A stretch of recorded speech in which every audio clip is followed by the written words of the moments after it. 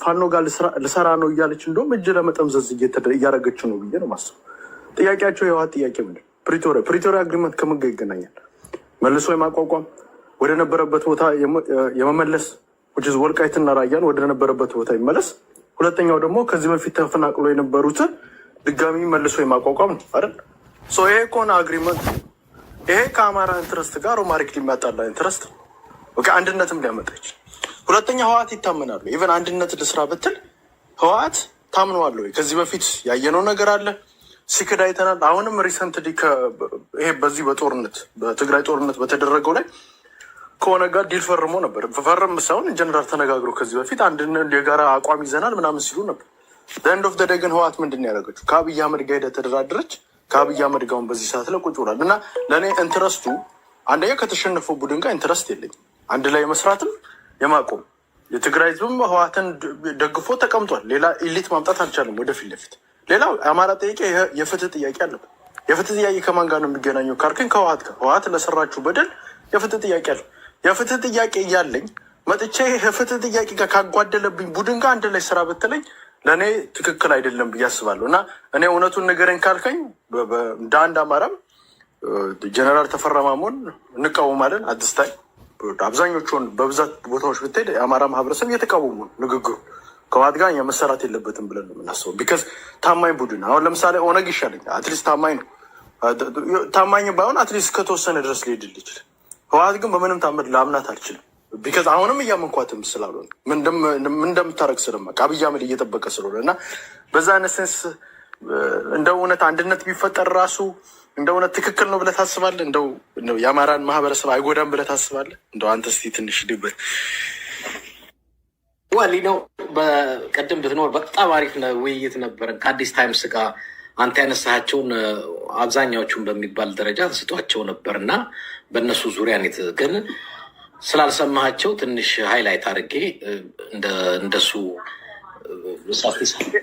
በዚቹ ብትሄድበት ኤድመንድ እንደው እውነት በዚህ ሰዓት ላይ እንደው የትግራይ ህዝብ ራሱ ህወሓትን እንደ መሪ አስቀምጦ ወረድ የተሸነፉ ቡድን በአብይ አህመድ የተሸነፉ ቡድን እንደው እንደ መሪ አስቀምጦ ራሱ እንደው እውነት የትግራይ ህዝብ እንደው ጥሩ ነው ብለህ ታስባለህ? እንደው ከህወሓት የተሻለ መሪ ማምጣት አልቻሉም። በዚህ ሰዓት አብይ አህመድን እየለመኑ ነው ያሉት እና ይሄንን ቡድን ራሱ እንደ 1.5 ሚሊዮን ሰው አስቀንሶብህ ከ5 ሚሊዮን ወደ 2 ሚሊዮን 3 ሚሊዮን አስገብቶብህ ከዚህ በፊት የትግራይ ህዝብ በቀን 3 ቀን ወይም በቀን አንድ የሚበላውን ማህበረሰብ እንዳይበላ አድርጎት ኦልሞስት 60 ዓመት ወደኋላ አስደርጎት ምናምን ስታይ ይሄ ቡድን እንደ እውነት ኢቨን የትግራይን ህዝብን እንኳን የመምራት አቅም አለው ብለህ እንኳን አይደለም ከአማራው ጋር መስራት ከአማራ ፋኖች ጋር መስራት አይደለም የትግራይን ህዝብን እንኳን የመምራት አቅም አለው ብለህ ታስባለህ ወይ ማለት ነው? ሶሪ ይቅርታ ጎይ ኦኬ እሺ፣ ጀስት ከጨረስክ ልጀምር። በመጀመሪያ ተሸነፈ ከሚለው ሀሳብ ልነሳና ቅድም ከአዲስ ታይምስ ጋር ምን አልኩት? አንድ ነገር አልኩት። አብዛኛው እዚህ ሶሻል ሚዲያ ላይ ያለው ከዚህ ከፌስቡክ እና ከቲክቶክ ወሬ ውጭ ያልወጣ ብሎ በዓለም አቀፍ ደረጃ የሚባለውን የሚወራውን የሚነገረውን ስለማያዳምጥ በጣም እየተተላለፈ ነው እና አንዳንድ ጊዜ የሆነ ብሪጅ ያስፈልጋል። እዚህ ታች ቲክቶክ ምናምን ሶሻል ሚዲያ ላይ ያለውን ብድግ አድርጎ ሌላ ሀይል ደግሞ ምንድን ነው የሚለው በዓለም አቀፍ ደረጃ እየተባለ እየተጻፈ እየተነገረ ያለው ምንድን ነው የሚለውን ሁለቱንም ማቀናጀት ማጋባት ያስፈልጋል። ሰው የተሻለ ግንዛቤ ይዞ እንዲወጣ። ለምሳሌ ከተሸነፈን ጀምር በኢኮኖሚስት እና ክራይሲስ ግሩፕ አንድ ያወጡት ነገር ምንድን ነው? የትግራይ ኃይሎች ጦርነት ላይ ከገቡ ኢትዮጵያ አይደለም ቀጠናው ሌላ መልክ ይዛል። እስከ መጨረሻ የማይረጋጋ የቀጠና ችግር የአፍሪካ ቀንድ ብጥብጥ ውስጥ ሊገባ ይችላል። ስለዚህ የትግራይ ኃይሎች ጦርነት ውስጥ ከመግባታቸው በፊት የተለያየ ነገሮች መካሄድ መቻል አለባቸው የሚል አውጥቷል። በኢኮኖሚስትም በተመሳሳይ የትግራይ ኃይሎች ጦርነት ውስጥ ከገቡ ቀጠናው የሌለ ብጥበጣ ውስጥ ሊገባ ስለሚችል ኢትዮጵያ አይደለም ቀጠናው እዚህ ውስጥ የሚገቡ ከሆነ እኛም አሜሪካም አንዳንድ አሁን ማዕቀቦች በጦር አመራሮች፣ ጀነራሎች፣ መኮንኖች ላይ የተለያየ የማዕቀብ እርምጃ እንወስዳለን የሚል ማስፈራሪያ አውጥተዋል። ማስፈራሪያ የምታወጣው ማትፈራውን ሳይሆን የምትፈራውን ነው። የትግራይ ኃይሎች ፕሬቲማች ወደ 300,000 ሰራዊት አላቸው። ወደ 100,000 ስናይፐር አላቸው። ምላስ ላይ ያለ ምራቅና ማስቲካ ለይቶ መምታት የሚችሉ ያ ኃይል ጦርነት ውስጥ ከዚህ በኋላ ከገባ ኢትዮጵያ አይደለም እነሱ እንዳሉት ዓለም አቀፉ ሚዲያ እንደሚለው ቀጠናው ሌላ መልክ ስለሚይዝ ነው። አብይ አህመድንም በተመለከተ አብይ አህመድ አንተም ሰሞኑን ሰምተህ ሊሆን ይችላል ብዬ አምናለሁ። በፓርላማ እየተባለ ያለው ምንድን ነው? እነሱ ለምንድን ነው የሚፈሩት? እነሱን ለምንድን ነው የምታሽኮረምሙት? እነሱን ለምንድን ነው የምትታገሱት? የሚል ነገር ትሰማለህ። ከፓርላማ ማለት ነው። ለምን አብይ አህመድ የትግራይ ኃይሎች ላይ ትግራይ ላይ በአጠቃላይ አሁን ጥይት ከተኮሰ ከመጀመሪያው የከፋ ነው። ዓለም አቀፉ ማህበረሰብ ዲፕሎማትና አምባሳደሮች ትግራይ ላይ በየሳምንቱ ታያለ። ብዙ ዲፕሎማት ነጭ እየመጣ ሲያነጋግር ምን ለምድረው የሚያነጋግራቸው ማይረቡ ማይጠቅሙ ምናምን ከሆኑ ቢሆኑ ኖሮ አምባሳደርና ዲፕሎማት የዓለም መገናኛ መነጋገር ያደርጋቸውም ነበር። እዛ ያለ አቅም ኃይል የተዘጋጀው ኃይል ከመጀመሪያው ጦርነት በላይ ነው። መጀመሪያ ትግራይ ላይ ጦርነት ሲከፈት ወደ ጦርነት የገባው 9,000 ልዩ ኃይል ነው። እናውቃለን ዝርዝሩን። አሁን 9,000 አይደለም ያለው፣ ሰልጥኖ ተዘጋጅቶ ተቀናይቶ 300,000 ነው ያለው። 300,000 ጦርነት ውስጥ ገባ ማለት የአፍሪካ ቀንድ ምን አይነት መልክና ገጽ ይዛል? ነጮቹ ስለገባቸው በየሳምንቱ አምባሳደር ዲፕሎማት ይልካሉ። የተሸነፈ አይደለም። ከተነሳ ለኢትዮጵያ አይደለም ለቀጠናው የሚያሰጋ ስለሆነ ነው። ስለዚህ እኔ ቲክቶክ ላይ ካለው ወሬ እንውጣና ቀጠናውን በተመለከተ እነዚህ ዓለም አቀፍ ሚዲያዎች ትግራይ ላይ ስላለው ሰራዊት ምንድን ነው የሚጽፉት፣ የሚያወሩት፣ የሚባለው ነገር ምንድን ነው ብለን እንስማ። ከዛ በኋላ ትክክለኛ ግንዛቤ እንድንይዝ ያደርገናል፣ ይረዳናል ብዬ ነው። የፕሪቶሪያ አፈጻጸምን በተመለከተ እንግዲህ ትግራይ ያው ከህገ መንግስቱ ርቀው አሁን በፌዴራል እና በትግራይ መካከል ያለው ፕሪቶሪያ ነው። ወደ ህገ መንግስቱ አልተመለሱም። እሱ ፕሮሰስ ነው። ከዛ የተነሳ መጀመሪያ የጦርነቱ ምክንያት ምን እንደሆነ አብይ ያውቃሉ። ኦፍኮርስ አብሶሉትሊ። አሁን እያሉ ያሉት ምንድን ነው? አሁንም የሚበጀን ሰላሙ ነው የሚበጀን። ለሰላሙ ደግሞ እንድንግባባበት የተፈራረምነው ነገር አለ። በዛ መሰረት ይቀጥል ነው ያሉት። አንዳንድ ጊዜ ግን ሚስ አንደርስታንድ ያደረግናቸው ምንድን ነው? ከትግራይ በኩል ብዙ ጊዜ የሰላም ልመና እናያለን። ስለ ሰላም ሲሉ እና ምናልባት አፄ ዘርዓ ያዕቆብም አንተን የመሳሰሉ ሰዎች ስለተሸነፉ ነው፣ ስለፈሩ ነው፣ አቅም ስለሌላቸው ነው። አቅም ያለው ሰው ነው የሚለምንህ፣ ስለ ሰላም የሚለምንህ። አቅም የሌለው ሰው እምልህ መሳሪያ ይዞ ረጎራው እያለ ሊዘፍን ሊደንስ ይችላል።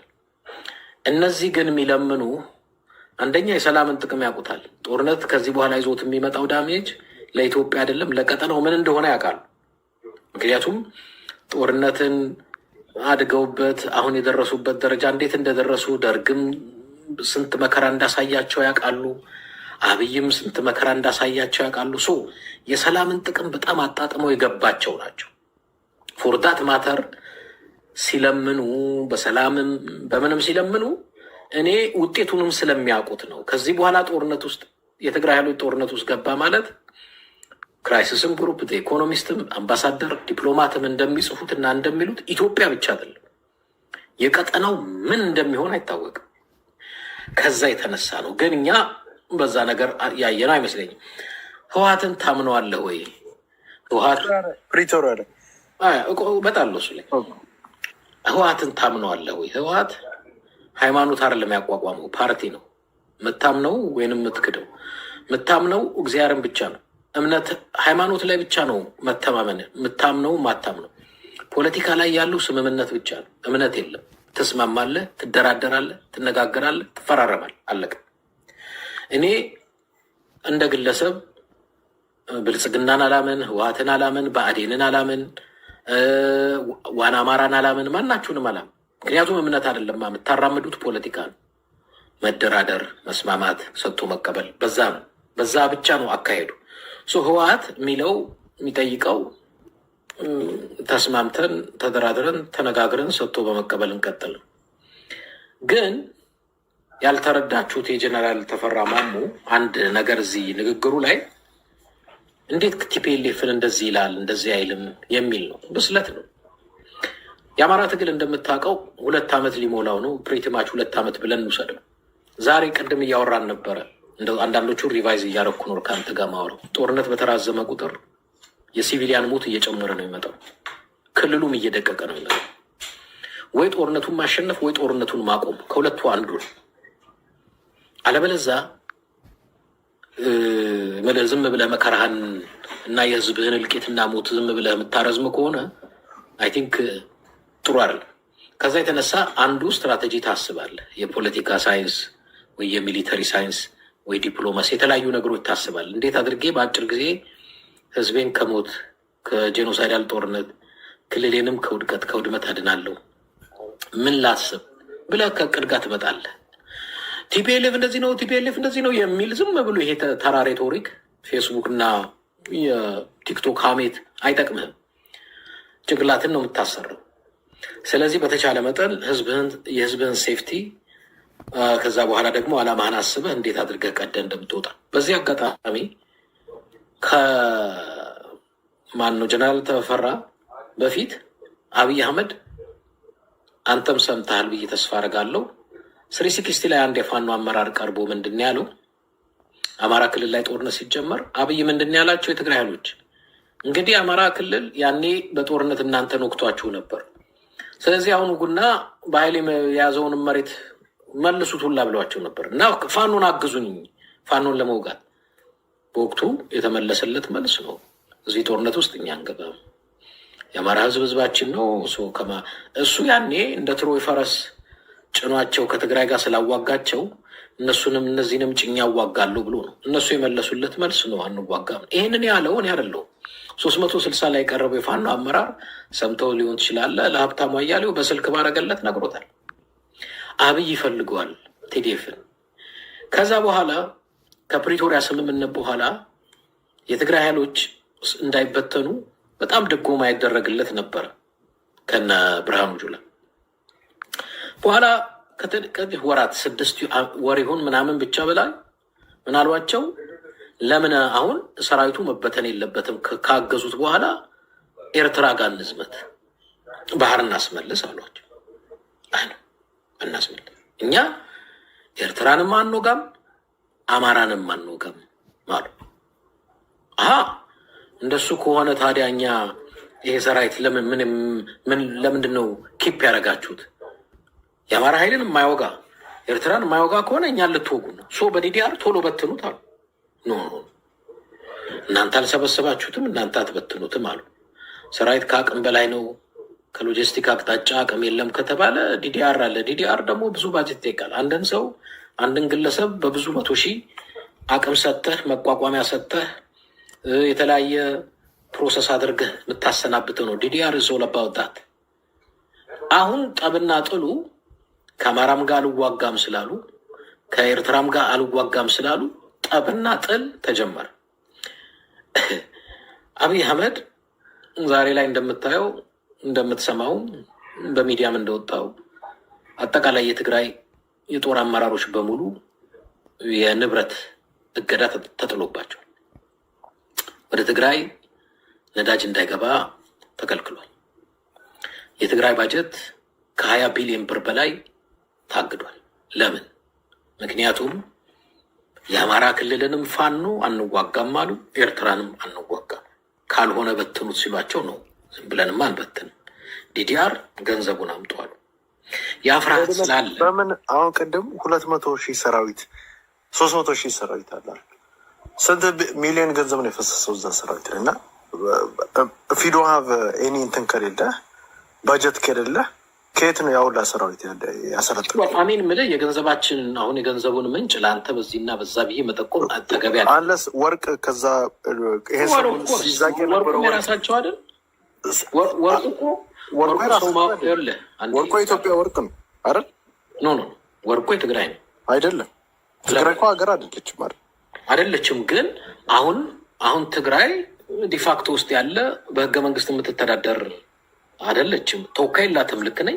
ለምሳሌ የፌዴሬሽን ምክር ቤት አንዱ የተቋቋመው ውክልና ኖሮ ከባጀትና ከድጎማ ጋር ከተለያየ ነገሮች ጋር ጥያቄ ልታነሳበት ነው። በፌዴሬሽን ምክር ቤትም ትግራይ ተወካይ የላትም። ስለዚህ ባጀቷን ካልሰጠ ካላቋቋምክ፣ ውክልና ከሌለ፣ የህዝቡን ጥያቄ ማድመጥ ካልቻልክ ትግራይ ከመሬቱ ላይ ወርቁን ከራሱ መሬት ላይ ወርቅ አውጥቶ መጠቀም አይችልም ብሎ ማሰብ ምልህ አንደኛ ሎጂካል ማለት እንዴ ኤድመን በአንድ ሀገር ውስጥ የምትኖር ከሆነ ስፔሻሊ በህገ መንግስት እገዛለሁ የምትል ከሆነ ህገ መንግስቱ እየተገዛን ህገ መንግስቱ ጋር መች ተመለስን? አሁን እኮ በፕሪቶሪያ ስምምነት ላይ ነው ያለው። ከኢትዮጵያ አሁን አንተ ባጀትም ትፈልጋለህ ከኢትዮጵያ የኢትዮጵያ ባጀት ሪሶርስ መጠቀም ትፈልጋለህ። ትግራይ ውስጥ ያለው ሪሶርስ ግን ኖ አላስነካም፣ ወርቁን እንደፈለኩ እዝቃለሁ፣ በዛ ወታደር አደራጃለሁ። ከአንድ ዓመት በፊት ነው ወይ አሁን አጼ ዘርዓ ያዕቆብ ይሄ ነው የምልህ። ከአንድ ዓመት በፊት ትግራይ ለብሔራዊ ባንክ በወርቅ የውጭ ምንዛሪ ያስገኘችው ምን ያህል ነው? እሱን ነው ማናውቀው።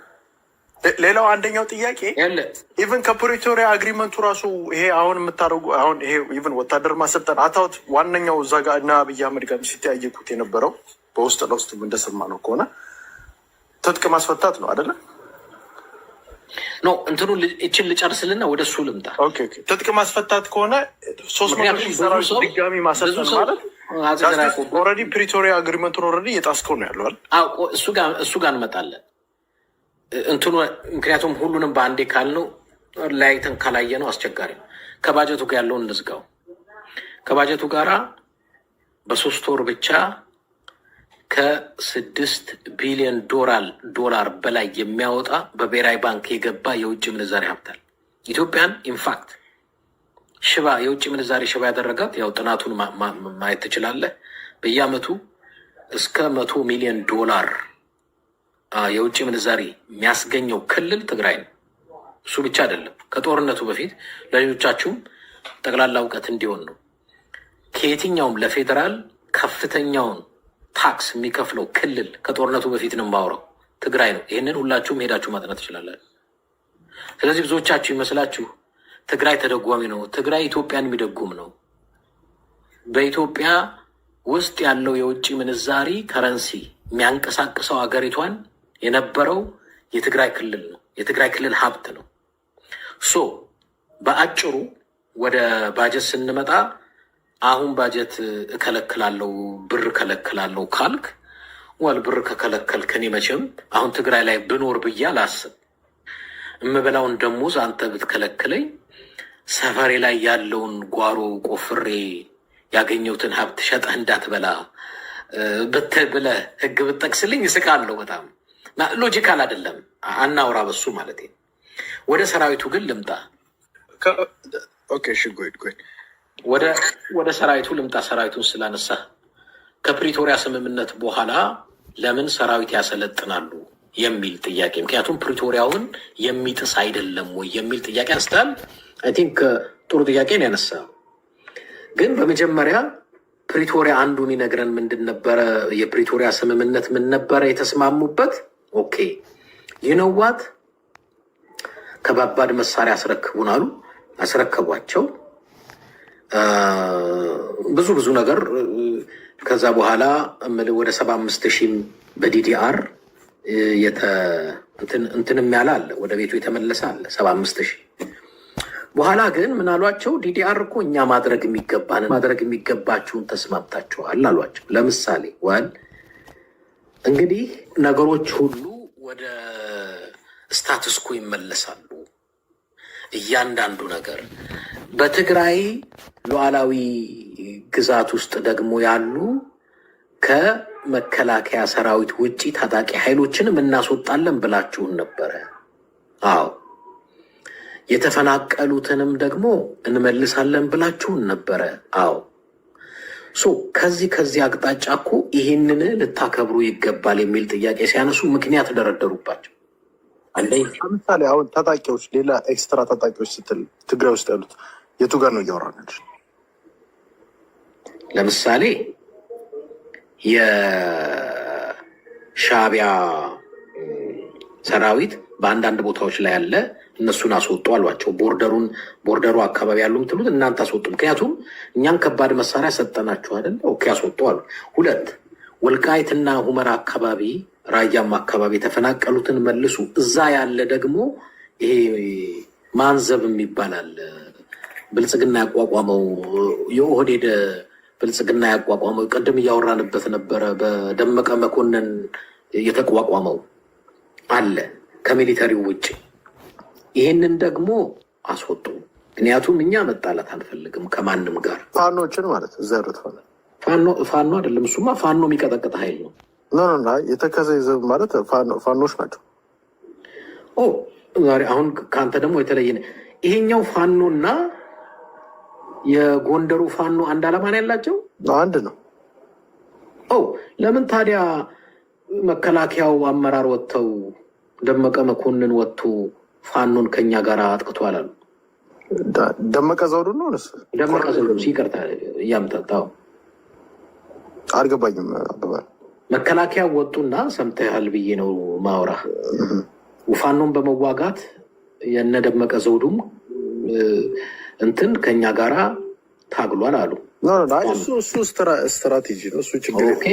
እሺ ሌላው በአንዳንድ የፋኖ አመራሮች ከ10 ሺህ በላይ ቁጥራቸው ቀላል ያልሆነ ፋኖ እንዲያውም ሲጠረጠርም ሲፈለግም ሲታፈንም ተወስዶ የሚታሰረው ወልቃይት አካባቢ በነደመቀ ዘውዱ እንደሆነ መረጃዎች አሉ። እሱም ውሸት ነው። እንደዛ አደረገ። ግን ምንድነው ኤኒዌይስ እዛ ጋ አሁን እያልክ ያለው ወልቃይት ውስጥ ያሉት ፋኖች ይውጡ ነው። እንለፈው። በአጭሩ ስምምነቱ አንዱ ማንኛውም ታጣቂ ከመከላከያ ውጭ ያለ በታጠቀበት ኃይል አይቀጥልም።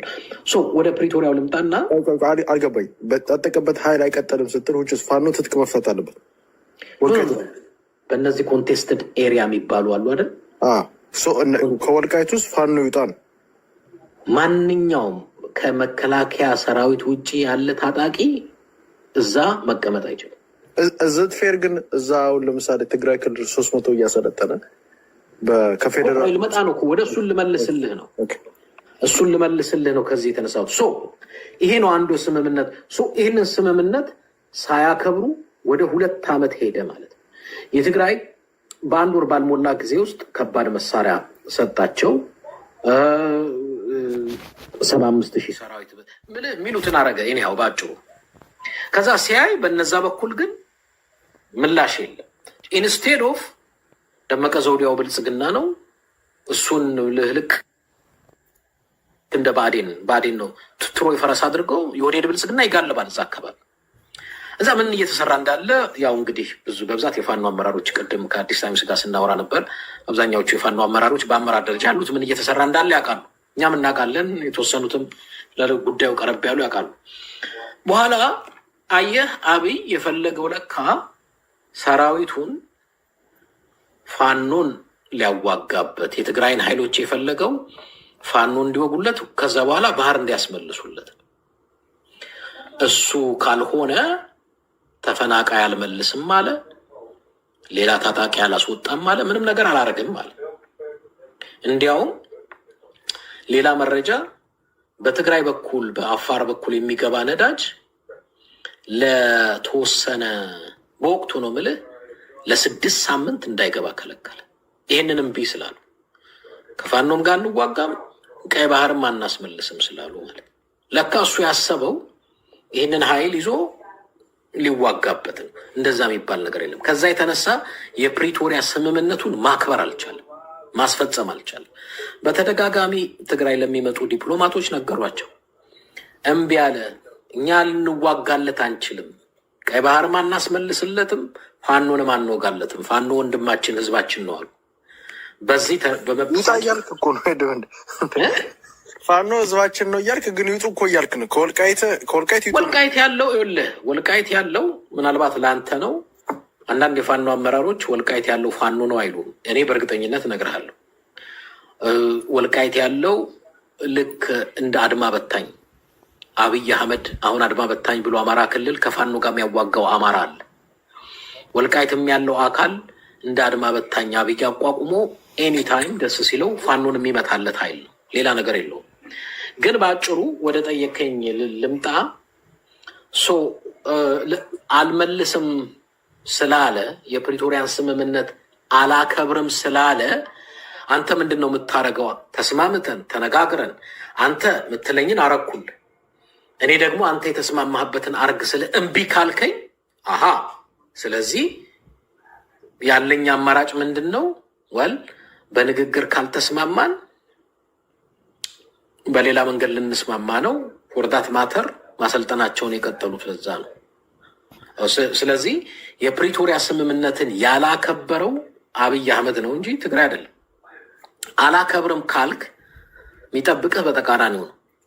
ያንን የበተኑትን ኃይል በተሻለ መልኩ ደግሞ ከእንደገና ያደራጁታል። ኦፍኮርስ አሁን ለኢትዮጵያ አይደለም፣ ኦፍኮርስ ለቀጠናው ትልቅ ስጋት የሚሆን ከ100,000 ያልተናነሰ ስናይፐር አላቸው። ከ200,000 በላይ ስፔሻል ሚሊተሪ ይሰለጥናል። ስለዚህ ኃይል ከተንቀሳቀሰ ክራይሲስ ግሩፕም ኢኮኖሚስትም ሌሎችም እንደሚሉት ኢትዮጵያ አይደለም ቀጠናው ሌላ አደጋ ውስጥ ነው የሚወድቀው። ኦብቪየስሊ ግልጽ ነው። ይሻለው ኮርስ ነገሮችን በሰላም ሶልቭ ማድረግ ነው። አብሶሉትሊ ካልሆነ ግን የሚቀጥለው ሰላም ማለት አሁን ኤድመንድ አሁን እዚህ ጋር ይኸውልህ፣ አሁን እኮ ይሄ ነው እኮ ችግሩ። አየህ አሁን እኔ የተፈራ ማሞ ጋር አንደርስታንድ ፕሮባብሊ ሰውየው ተዋጊ ነው፣ ፖለቲካን አንደርስታንድ ላያደርግ ይችላል። አንደርስታንድ ማድረግ ያለበት ምንድን ነው? እየጠየቅ ያለው ጥያቄ የፕሪቶሪያው አግሪመንት አላሟላህም ወይንም እየተገበርክ አይደለም የምትለው ከአማራ ጋር ተጻራሪ የሆነ ጥያቄ እኮ ነው አይደል? እሱን ጥያቄ እንደውም እኮ እውነት እናውራ ከተባለ አብይ አህመድ ፌቨር እያደረግልኝ ነው ማለት ነው። አንተ በምትለኝ ደረጃ ከሆነ ለምሳሌ መተህ ከወልቃይት ተፈናቀሉ የተባሉትን 100 ምናምን ሺህ ነው እናንተ የምታወሩት፣ አሮ ነው ስንት እንደሆነ ተፈናቀሉ የተባሉትን መተህ ስታመጣ ወልቃይት ላይ ያሉትን ደግሞ አማሮች ደግሞ ማፈናቀል አለ። ቤት ነው የምታስቀምጣቸው። መቼም ያውላ ሰው ዝም ብለህ አንድ ቦታ አትረጭ አይደለም። የነበሩበት ቦታ ላይ የምታስቀምጣቸው ከሆነ ዳስሚስ እኛ ደግሞ የዛ ቦታ ትክክል አልነበረም፣ ከዚህ በፊት እዛ ቦታ ላይ ተፈናቅለው የሄዱ ሰዎች ነበሩ ብለን እነዛ ከዚህ በፊት ተፈናቅለው የነበሩት ሰዎች አምጥተን ወረድ ዛ ጋር አስቀምጠናቸው። እያልከኝ ያለው በተዘዋዋሪ አንደኛ እየጠየቅ ያለው አብይ አህመድን ወደ ነበረበት ወደ ትግራይ እንዲመለስ ወልቃይትና ራያ ወደ ትግራይ ሁመራንም ጭምር ወደ ትግራይ እንዲመለስ አንደኛ እየጠየቅ ያለው ከአማራ ጋር ቶታሊ አግሪ ማናረግበት ለአንተ አልመለሰልህም ማለት ለእኔ ፌቨር እየሰራል አንደኛ። ሁለተኛ ወደ ነበረበት ከዚህ በፊት የተፈናቀሉ ሰዎች ወደ ነበሩበት ቦታ እንዲመለስ ስትል እያልክ ያለው በአጭር አማርኛም ደግሞ እዛ ጋር ደግሞ አፈናቀል ነው እያልከን ሁለት ዳስሚስ ለእኔ ፌቨር እየሰራል ማለት ነው። አንተ በምትለው ነገር ከሆነ ሌላ ሶስተኛ ትጥቅ እንደ አዲስ ትጥቅ የምትታጠቅ ከሆነ አንተ ለእኔ ትረት ነህ ነገር ቢካዝ እዛ ጋር ያንን የምታስታጥቃቸው ትጥቆች መቼም ኦሮሚያ ክልል ሄደ ለመውጋት አይደለም አይደል? የምታስታጥቃቸው 200,000 300,000 ስትለኝ ነገ እኔ እንድትወጋ ነው በዛ በ300,000 ሰራዊት። ስለዚህ ለእኔ ትረት ነህ አንተ እኮ ሰው። ስለዚህ አንተ ስለው ያው ህወሓት ማለት ነው። ስለዚህ አሁን እየጠየቅ ያለው ከኛ ጋር እንደውም አጌነስት የሚያመጣና እኔ ጦርነቱ ልንገርህ፣ ጦርነቱ እንዲመጣ ፈልግ አነስቶኝ ነው ጦርነቱ እንዲመጣ ቢካዝ ለእኔ ህወሓትም አብይ አህመድ መዳከም አለበት ብዬ ስለማስብ እኔ እንደውም እውነቱን እናውራ ከተባለ ጦርነት ነበር ምጉስም የነበረው። እኔ የፋኖች አመራሮች እኮ ፖለቲካ አንደርስታንድ ስላላረጉ ነው ከነሱ ጋር ችግር ሄደው መተንኮስ ነው ያለባቸው። ጦርነቱ በስነስርዓት እንዲጋጋል ጦርነቱ ጓንስ ከተከፈተ በኋላ ሁለቱም ኃይል ይዳከማል። እኔ መስራት ያለብኝን በዚህ በኩል እሰራለሁ። አንተ በምትለኝ ነገር ለአማራ ፌቨር እየሰራ ነው እያልከኝ እኮ ነው። አብይ አህመድ ለአማሮች ፌቨር እየሰራ ስለሆነ ምን እያልክ ነው ያለው? በአጭር አማርኛ ለእነሱ ፌቨር መስራቱን አቁምና ስጠኝ ለእኔ ነው፣ ካለበለዛ ከፋኖ ጋር ሰራለሁ ብለህ ምግቤ የሚባሉ ባለፈው ሲናገር ምግቤ ጋር እያለ ያለው ምንድን ነው? ከፋኖች ጋር እንሰራለን እንደውም ወደፊት ምናምን የሚል የሆነች ጭንጭምታ ነገር አሳይቷል። ያ እየነገር ያለው እጅ መጠምዘዝ ነው። አብይ አህመድ ለእኔ ማሰጠኝ ከሆነ ከፋኖች ጋር ሰራለሁ በአጭር አማርኛ። ስለዚህ እውነት እናውራ ከተባለ አንተ በፖለቲካ ስናወራ ፌር ነው ወይ ብለህ ታስባለህ ወይ? የሚደረገው ኢቨን ለሳ አሁን ለምሳሌ ብታመጣ ሰዎችን የተፈናቀሉ ሰዎችን አለ ብለህ ብታመጣ የት ልታስቀምጣቸው? አማሮች የግዴታ መውጣት አለባቸው አይደል? ከዛ ካሉበት ቦታ ላይ እስቲ ትንሽ ሂድበት እስቲ። በአጭሩ ምንድን ነው የትግራይ ተፈናቃዮች የሚመለሱት ወደ ቤትና ወደ መሬታቸው ነው፣ ወደ ማንም ሳይሆን። እዛ ያሉት ከሌላ ቦታ መጥተው እንደሰፈሩ ያውቃሉ፣ መረጃው አላቸው፣ ሁሉም አለው። ከሌላ ቦታ የመጡት የትግራይን እዛ ይኖሩ የነበሩትን ቤታቸው የትግራይ ነዋሪዎችን ቤት የወሰዱ መሬታቸውን የወሰዱ መጠለያቸውን ወስደው የተቀመጡ አሉ። በአጭሩ ለእነሱ ብላክ ኤንድ ዋይት እምልህ እዛ ወልቃይ ሲመጡ አይደለም ኑሮ የጀመሩት፣ የመጡበት ቦታ አለ። ወደዛ መመለስ ነው። እዛ የነበረው ይታወቃል፣ ከሌላ ቦታ ፈልሶ የመጣው ይታወቃል። ደግሞ ፌርም እኮ አይደለም። እኔ አሁን አንተ የገነባኸውን ቤት የሰራ የምታርሰውን መሬት እኔ ከሌላ ቦታ መጥቼ አንተ ቤት ውስጥ ገብቼ የአንተን መሬት ወስጄ እዛ ኑሮ የብዬ በመሰረት ትክክል አይሆንም። ስለዚህ ተፈናቃዩ እዛ ተወልዶ አድጎበት ሀብት ንብረት አፍርቶ ቤቱን ሰርቶ የሚኖርበት ነው። ትወጣለህ ወይ? ብላክ ኤንድ ዋይት አዎ ነው መልሱ። አውጣው።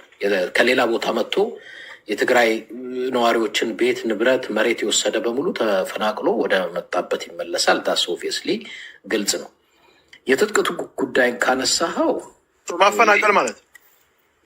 ማፈናቀል አይደለም። ከሌላ ቦታ መጥተ የሰው ቤት ወሰድ። ግን እነዛ ሰዎች እኮ ከዚህ በፊት ተፈናቅለው የነበሩ ህወሓት ወደ ትግራይ ከመወሰደው በፊት ወልቃይት ላይ የተጨፈጨፉ ሰዎች አሉ።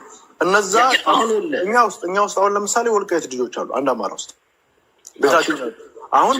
ቤታቸውን ኦልሞስት ያገኙ አላገኙ አያውቅም። ግን አብዛኞቹ ሰዎች ግን እያገኙ ነው ያሉት። እያልከኝ ያለው ዳስሚስ እነሱን ወረዲ ሁለተኛ እናፈናቅል ነው። ይኸውልህ በአጭሩ ከዚህ በፊት ነበሩበት እያልከኝ፣ ስለዚህ የወሰዱት የትግራይን ነዋሪዎች ቤት ከወሰዱ በኋላ ከዚህ በፊት እኮ ነበሩበት የምትለኝ ከሆነ ዳዝ ሜክ ሴንስ። አሁን ችግሩ ምን መሰለህ? መቼም የምናወራው ነገር በሐሜት በወሬ ባሉባልታ ከሆነ ከባድ ነው። ዛሬ ላይ እንኳንስ የኛ አይደለም በቅርብ ጊዜ ተደፈረች የተባለችው ብርቱካን ጉዳይ እንኳን መረጃው በሙሉ ይጣራ እየተባለ የተወጣበትን የተወረደበትን ነገር አይታል። እና ወልቃይት ላይ እንትና የሚባል ተፈናቅሎ ነበር፣ እንደዚህ ተገለው ነበር ምናምን እምልህ የሚባልማ ብዙዋል። አሁን ምንድን ነው ሰነድ መረጃ ማስረጃ ይዘህ የምትመጣበት ወቅት ነው። ምክንያቱም አንተም እኔን አታምንም፣ እኔም አንተን አላምንም። የምናወራውን ሳይሆን የምናሳየውን መረጃ ነው ከዚህ በኋላ ማንም የሚያምነው እንጂ አሌስ አደርዋይስ ከዚህ በኋላ ከባድ ነው። የትጥቅ ጉዳይ የፌቨር ጉዳይ አነሳ። አብይ ለትግራይ ምን የሚያደርገው ፌቨር የለም። አብይ ያደረገው ነገር ለትግራይ የጦር ወንጀል ነው የፈጸመው። ግን አንድ ያልገባችሁ ነገር እምልህ አሁንም እናንተ ወልቃይት በአማራ እጅ አይደለም። አሁን እዛ ውስጥ ያለው ደመቀ ዘውዱን ጨምሮ እዛ ያለው የአብይ አህመድ ፈረስ ነው። አብይ አህመድም ነው የሚጋልበው፣ አብይ አህመድ ነው የሚያቋቁመው። ኤኒታይም ጎንደር ውስጥ ያለ ፋኖ ገፋ ካለ አብይ ይዞት የሚመጣው ልክ እንደ አድማ በታኝ ወልቃይት ያለውን ኃይል ነው መጥቶ የሚያስቀጠቅጠው የሚያቃጠው። ይህን ደግሞ እንደሆነ እኮ የጦር አመራሩም ነግረውናል። የትግራይ ኃይሎች በዚህ አጋጣሚ ኦነስት ሆነን እናውራ ከተባለ አንዳንድ የጦር አመራሮችን እያነሳሁ አይደለም። አንዱ ከባጀት ጋር ከነዳጅ ጋር የጦር መኮንኖችን ሀብትና ንብረት ከማገድ ጋር ከብዙ ነገር ጋር ያለውን አታነሳውም። ለምን እንደሆነ አላውቅም። እሱ በሰላም አልቆ እኮ ቢሆን ኖሮ እዚህ ላይ አይደርሱም ነበር። አሁን የተደረሰበት ነገር ላይ አይደረስም ነበር። ለዛ ነው አብይ በጠረጴዛ ዙሪያ የምትፈታው አይደለም። ግን እናንተ አክቲቪስቶቹን ማለቴ ነው አንድ መረዳትና ማወቅ ያልቻላችሁት ነገር ምንድን ነው? ለአማራ ታጋዮች ወዳጅ ሳይሆን የምታበዙላቸው ጠላት ነው የምታበዙላቸው። ያ ማለት ምን ማለት ነው? ለምሳሌ እኔ ጋር የሚመጡ አንዳንድ ከትግራይ የሚገቡ የትግራይ ታጋዮች አሉ፣ ቲዲኤፎች ማለት ነው። ይገባሉ። አንዳንዴ እንዲያወሩ እድል እሰጣቸዋለሁ፣ ገብተው ያወራሉ። እነሱ ያዳምጧቸዋል፣ እዚህ የምታወሩትን ይሰሟችኋል። እናንተ የሚመስላችሁ በዚህ ሰዓት የትግራይ ኃይል ሁሉም ነው የሚለምነው። ሻዕቢያም ስጋት አለበት። ቀይ ባህርን አብይ ሊወስድብኝ ነው፣ ከ60 ዓመት በታች ያለ በሙሉ ሳዋ ገባ ብሏል። ፍርሃት አለበት። የትግራይ ኃይሎችን አፕሮች ማድረግ ይፈልጋል። አብይ አህመድ ስንት ጊዜ አፕሮች እንዳደረገ አውርተናል ከአንተ ጋር። ስለዚህ ጀነራል ተፈራ ማሞ መጣና ከተገኘማ ጥሩ ነው። የትግራይ ኃይሎች ማንንም አይለምኑም። አሁን ይለመናሉ እንጂ ከማንም ጋር አላይ ከሆኑ ሊመጣ የሚችለው ውጤት ኮምፕሊትሊ ክሊር ነው፣ ግልጽ ነው። ግን ሶሻል ሚዲያ ላይ ያለው ፖለቲካው ስላልገባው ጂኦፖለቲክሱን በትክክል ስላላጠናው ወያኔ ጠላት ነው። የትግራይን ኃይል በዚህ ሰዓት ብትችል በሚዲያ አይደለም በስለትም የምትለምነው ኃይል አብሮክ እንዲሰለፍ መከራህን ነው የሚያሳጥርልህ፣ ትግልህን ነው የሚያፈጥንልህ። አንሌስ አደርዋይስ አንድ ተራራ ላይ እየተሽከረከርክ ህዝብህን እያስመታህ ከተማህን እያወደምክ እየደቅክ እየተዳከምክ ህዝብህም እየተዳከመ 9 ሚሊዮን የአማራ ህፃናት ተማሪዎች መማር አልቻሉም። ዛሬ ገበሬው ማረስ አልቻለም።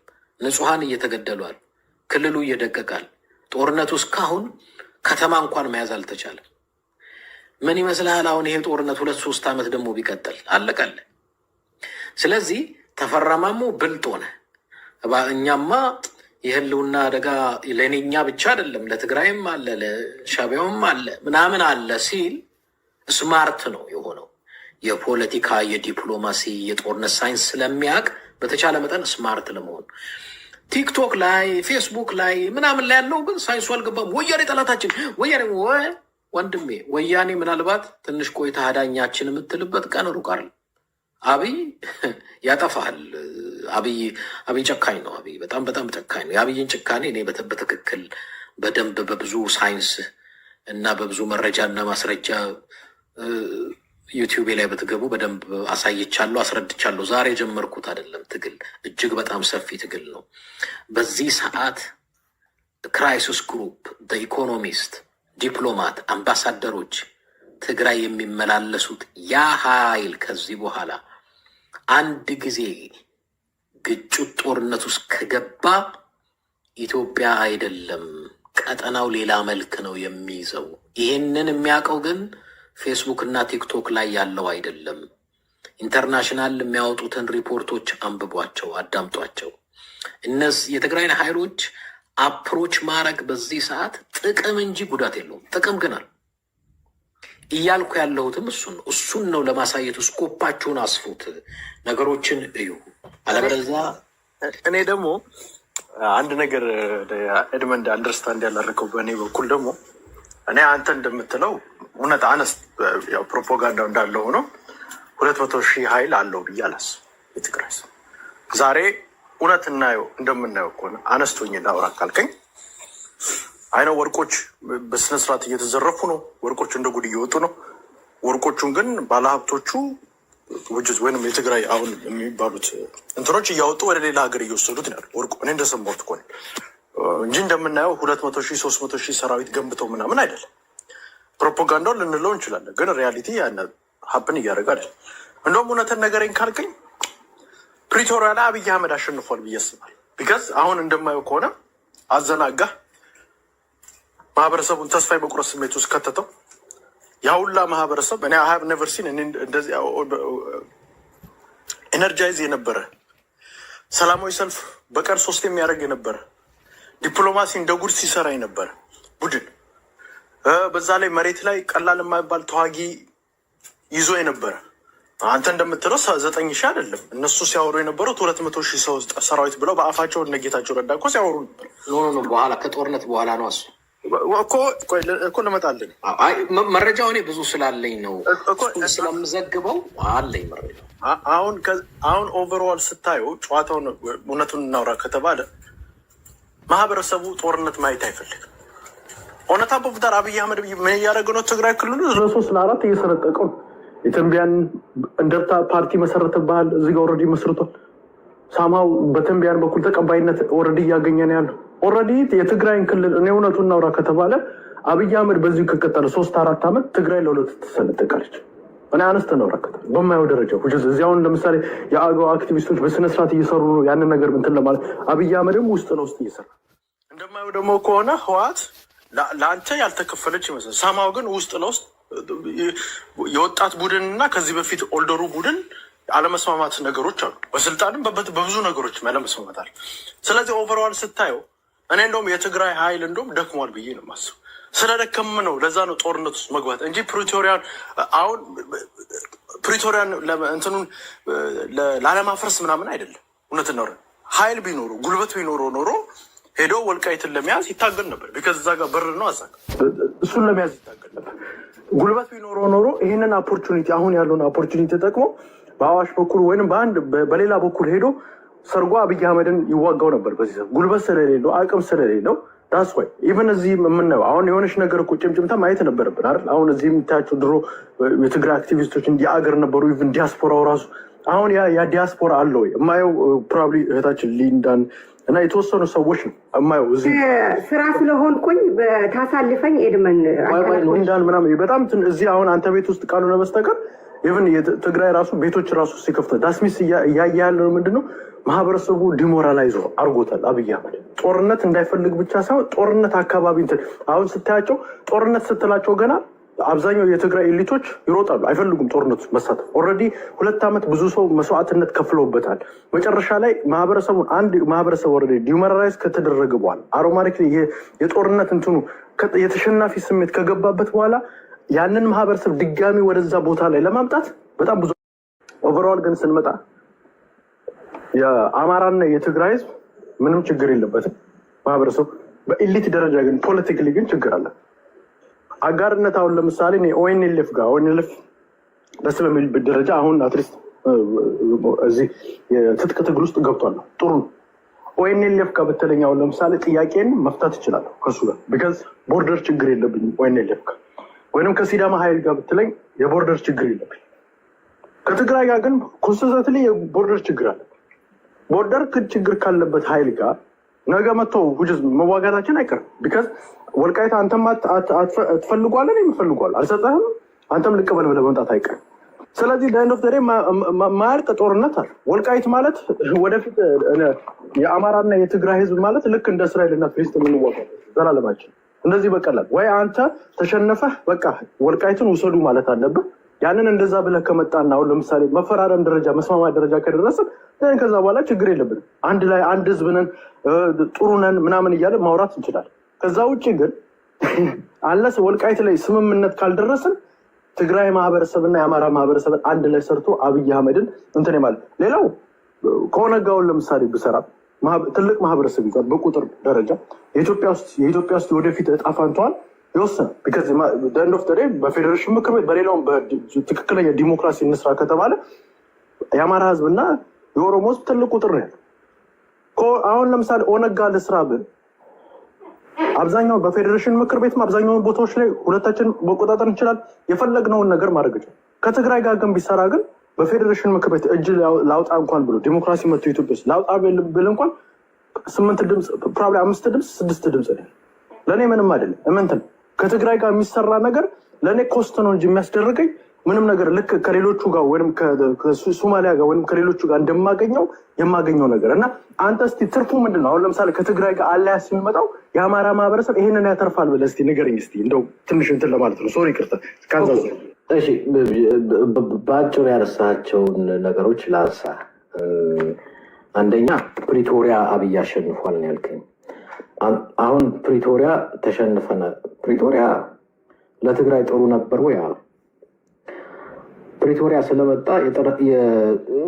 ስለመጣ መሰለኝ የትግራይን የሚያጠቁ በሙሉ አሁን ጦርነት ውስጥ እርስ በርስ የገቡት ከፕሪቶሪያ በኋላ መሰለኝ። ስለዚህ ትግራይ ጠላት ቀነሰ ነው የሚባል። ለምሳሌ ከፕሪቶሪያ በኋላ ሻዕቢያና ኢሳያስ እሳትና ጭዶ አማራ ክልል ላይ የነበረው ብአዴን ፋኖን አሰልፎ ትግራይ የገባው ጦርነት ላይ ገባ ማለት ነው። ስለዚህ ፕሪቶሪያ በተናቸው፣ ስብስቡን በተኑ። ሌላው ለትግራይ እድል ሰጠው። ለምን? የትንፋሽ ጊዜ፣ የመሰባሰብ ጊዜ፣ የመገምገም ጊዜ፣ የዝግጅት ጊዜ ሰጠው። ጥሩ ትንፋሽ ሰጥቶታል። ስለዚህ ፕሪቶሪያ ለትግራይ ጥሩ ነበረ። አዎ በጣም ጥሩ ነው። አንተ ስላልከው ነው እንጂ በትግራይ በኩል ለምሳሌ በፕሪቶሪያ ምክንያት አብይና ፕሪቶሪያ ሲፈርሙ ኤድመንድ መሀል ገባ። ፕሪቶሪያ ሲፈርሙ ዳስሚስ ትጥቅ የማስፈታቱን እሱንም ለህዋት ጠቅሞታል ብለህ ታስባለህ? ቢካዝ የአማራ በአጭሩ ምልህ በአጭሩ አንተ ሚኒስትር ልታስወጣኝ ነበር ታውቁት። ምልህ የተሰባበረ መሳሪያ ሰጥቷችኋል። ኤኒዌይ የነበራቸው የወሰዱትን ሰጥቷችኋል። የወሰዱት መሳሪያ ነበረ መልሰው ሰጥቷቸው። ፕሪቶሪያ ባጭሩ ምንድን ነበረ ለትግራይ ጥሩ የሆነው? አሁን አንተ ቅድም አብይና የትግራይ ኃይሎች ጦርነት ውስጥ ቢገቡ እንዲዳከሙ ደስ ይለኝ ነበር አይባልም፣ ግን አልክ። እነሱ አብይና የአማራ ኃይሎች እየተዳከሙብን ነው አይሉ። እነሱ የሚያስቡት ህዝባችን እየጠፋብን ነው። በጣም ለአማራ ክልል ላለው ጦርነት ከማንም በላይ ተሰምቷቸው ህዝባችን ነው ብለው በመሬታቸው ላይ በሚዲያቸው ላይ ላሳይ ይችላለሁ። የአማራ ህዝባችን እንደዚህ አይነት ጥፋት ውስጥ መግባት አልነበረበትም ብለው አርጊው ሲያደርጉ አይቻለሁ። ሲቪላይዝድ ናቸው። በዚህ በኩል አደንቃቸዋለሁ። እሳይ አላሉ እንጂ እኮ ያ ኃይል እኮ ከአብይ ጋር ሆኖ ወቅቷቸዋል። እሳይ ግን አላሉ። ጥሩ ነው፣ ሲቪላይዝድ መሆን ነው። ሻዕቢያ ከአብይ ጋር ሆኖ እኮ ወቅቷቸዋል። አሁን እኮ ሊዋጉ ተፋጠው ነው ያሉት። ኧረ በተዋጉ ምናምን አላሉ። ሁሉም የትግራይ አመራሮች ግድ የላችሁም፣ በሰላም ፍቱት፣ ጦርነቱ አይጠቅምም። ትናንት እኮ ገለውናል፣ ይጫረሱ ማለት እኮ ይችላሉ። ግን ነው የጦርነትን ዳሜጅ በትክክል የተረዱት ብልህ። አንዳንድ ጊዜ ምራቅ ዋጥ ስታደርግ የሚታየህ ነገር ነው። ዛሬ ብቻ አይደለም። ከስሜት ይልቅ በስሌት ታወራለህ። እንደዛ አይነት አመለካከት አስተሳሰብ አለ። እሱ ጥሩ ነገር ነው። ፕሪቶሪያ ትግራይን ጠቀመ እንጂ አልጎዳም። ሌላው በትግራይ መካከል መከፋፈል ፈጥሯል፣ ተዳክሟል ምናምን ያልካቸዋል። ልንገርህ፣ በሞመንት ትግራይ ላይ አንድ ጥይት የተኮስ ክለት ተከፋፍሏል የምትላቸው በሙሉ በአንድ ይመጣሉ። ስለማውቃቸው ነው። አጥንቻቸዋለሁ፣ አይቻቸዋለሁ፣ ሰምቻቸዋለሁ፣ ተከታትያቸዋለሁ። አንድ ጥይት የተኮስለት ተባልተዋል፣ ተለያይተዋል፣ ተከፋፍለዋል የምትላቸው በአንድ ላይ ሆኖ ይመጡባል። ኢሚዲየትሊ ሳር ቅጠሉ አይባል።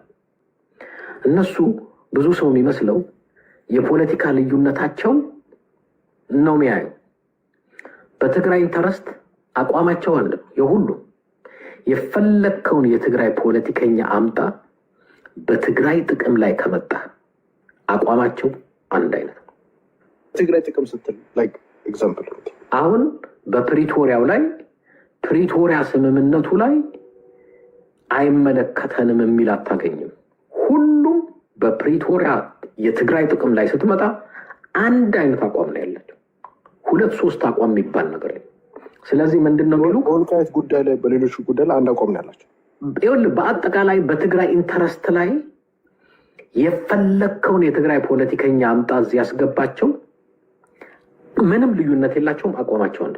ልዩነታቸው በፓርቲ በሰው እንትና የሚባል ግለሰብ አይምራ ከሌ ይሁን ምናምን ላይ እሱ ላይ ልዩነት አላቸው። በትግራይ ላይ ከመጣ አንድ ናቸው። በሞመንት የትግራይ አንድ ሰው ከገደልክ ይሄ ተለያይቷል የምትለው የሚመስልህ በእንትኑ የተለያየ ነው ይመስል፣ በፖለቲካ ነው የተለያየ። ኢሚዲየትሊ አንድ ሆኖ አብሮ ሆኖ የሚመጣብህ ያንን እኔ እንግዲህ በነበረኝ አብሬያቸው በመሆን ስላየሁት በዛ አቅጣጫ ብዙ ልዩነት የላቸው። ሌላው የዲያስፖራው እንቅስቃሴም ተመሳሳይ ነው። ቅድም በነገርኩ ስር የሚካተት ነው። እዚህ ጋር ግን አንድ ነገር ምነግርህ፣ እኔ በዚህ ሰዓት ከአፄ ዘርዓ ያዕቆብ ጋር እንደዚህ ስለማወራ ነው እንጂ በዚህ ሰዓት እኔ ማወራው ከዘመነ ጋር ቢሆን ከጀነራል ተፈራ ጋር ከአስረስ ማረ ጋር ወይ ከአንዳቸው አመራሮች ጋር እዚህ ገብተው ብናወራ በምንም ሀሳብ ሳንጣላ ተስማምተን እንወጣለን። እየሆነ ያለውም እሱ ነው። እየሆነ ያለውም እሱ ነው። አንተ ነህ አሁን የሚመስልህ ወይ እዚህ ሶሻል ሚዲያ ላይ ያለው ነው የሚመስልህ እንጂ መሬት ላይ ያሉት ማናቸውም የፋኖ አመራር ብትላቸው ይሄኛው አይስማማንም ይሄንን የሚሉ አይደሉም። ይስማማሉ ፕሪቲ ማች። ለነሱ በዚህ አጋጣሚ ግልጽ ለማድረግ አንዳንዱንም በትክክል ማቀው ስለሆነ ነው። ወልቃይት በአማራ እጅ ገብቶ አማራ እየተጠቀመ ነው ብለው አያምኑም። በጠላት እጅ እንዳለ ነው የሚያውቁት አብዛኛዎቹ የፋኖ አመራሮች። እዛ ያለውን እንዲያውም ኃይል የትግራይ ኃይሎች በኃይል ቢመቱላቸው ጥያቄም እስከ ማቅረብ የደረሱበት ጉዳይ አለ። እዛ ያለው ኃይል እነሱን በማዳከም አቅጣጫ እየሰራ ስላለ እናንተ ለምን አትመቱትም ይላሉ። ኤኒሃው እዛ ዝርዝሩ ላይ ባልገባ ጥሩ ነው። ግን ስለ እንትን አንስተሃል ቅድም ስለ ፌዴሬሽን ምክር ቤት ከፍተኛ ቁጥር ስላለን እኔ ከኦሮሞቹ ጋር በስማማ ሞር ተጠቃሚ ሆናለሁ። አይ ቲንክ እንደዛ ሲመስለኝ አሁን ያለውን ህገ መንግስት ተቀብለው ነው። ግን ብዙዎቻችሁ ስህተት ውስጥ የምትገቡት ይህንን ህገ መንግስት በትክክል የተረዳችሁት አልመሰለኝ። በትክክል ያልተረዳችሁት የምምለው ምንድን ነው? ሹመትና ማዕረግ ፓርቲ የሚሰጠው በወንበር ብዛት አይደለም፣ በምክር ቤት ነው። አማራ ብዙ ነው፣ ኦሮሞ ብዙ ነው ተብሎ አይደለም። ኢቨን ኢህአዴግ ማለት ነው ባለው በኢህአዴግ አሰራር ማለት ነው። ፓርቲ አለ፣ ፓርቲ ይሰበሰባል፣ በምክር ቤት ይወያያል፣ ከዛ ሰው ይጠቁማል፣ በዛ ተስማማል። ፌዴሬሽን ምክር ቤት ብዙ ጊዜ ከባጀት ፓርቲ በተረፈ ፓርላማው ስራው ማጽደቅ ነው። እንትን አማራና ኦሮሞ ብዛት ስላለው የሚለው አባባል በትክክል አይ ቲንክ አሰራሩን በትክክል የተረዳ ነው ስላልመሰለኝ ነው። ትክክልም የተረዳ ነው አልመሰለኝም። እኔ አሰራሩ እንደሱ አይደለም። ለምሳሌ መለስ ዜናዊ የህወሓት እንትን ነው፣ ፖለቲካ ፓርቲ ውስጥ የነበረ ሰው ነው። ጠቅላይ ሚኒስትር ነበር ለብዙ አመት። መለስ ዜናዊ የተመረጠው የትግራይ ወንበር ብዙ ህወሓት ብዙ ሰፊ ከአማራና ከኦሮሞ በላይ ብዙ መቀመጫ ስለነበረው አይደለም። የስልጣን ማዕረግ ምርጫ የሚካሄደው በኢህአዴግ ምክር ቤት ውስጥ በኢህአዴግ ምክር ቤት ውስጥ ፓርቲው ትክክል እኮ አይደለም። አሰራሩ የነበረው ትክክል አልነበርም ማለት ለአንተ ምልልህ ነው። አሁን ባለው ተስማማለህ? አሁን ባለው በቁጥር ልክ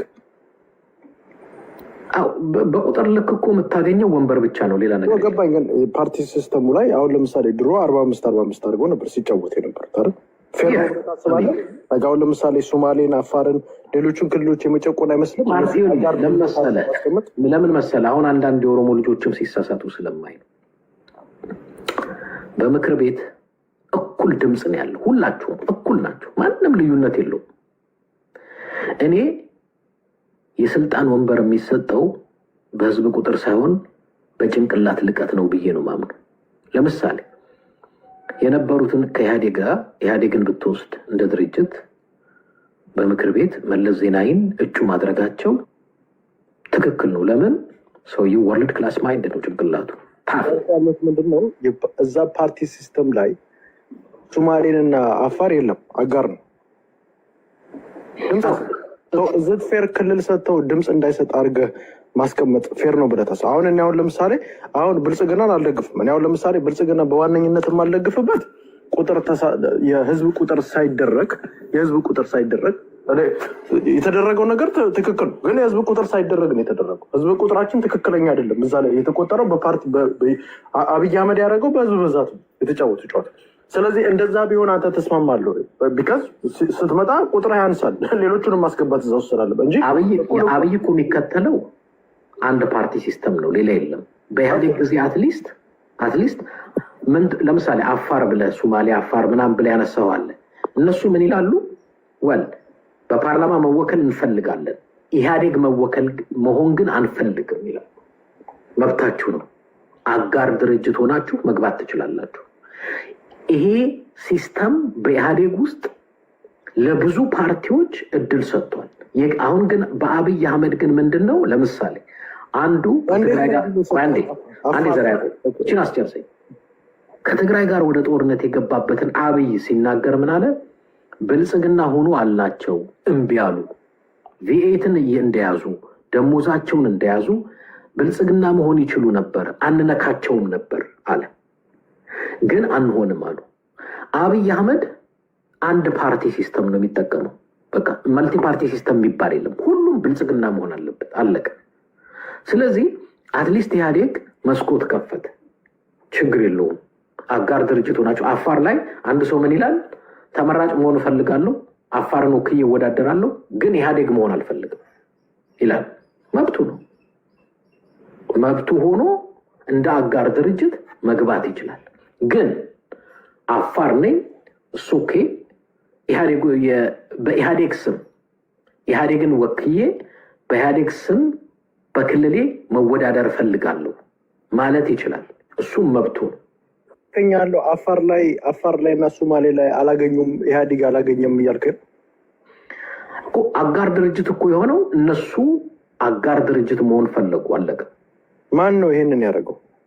ማናቸው? ማን ተጠይቆ ነው ይሄንን ያጸደቁ? ይኸውልህ ኢህአዴግ እኮ አሚን አንድን በክልል ላይ ኢህአዴግ እኮ አራቱ ድርጅት የሆነበት ታግለናል ብለው ነው አይደለ? አይ ኖ ምልህ በትግል ብቻ አይደለም። አንደኛ ኢህአዴግ የራሱ ፕሮግራም አለው። ፕሮግራሙ ምንድን ነው? ስለታገልክ እንትን ትሆናለህ አይደለም። በኢህአዴግ ፕሮግራም አምነህ ለምሳሌ በኋላ ላይ እኮ ብዙ ነገሮች ሁላ አንስተው ነበረ።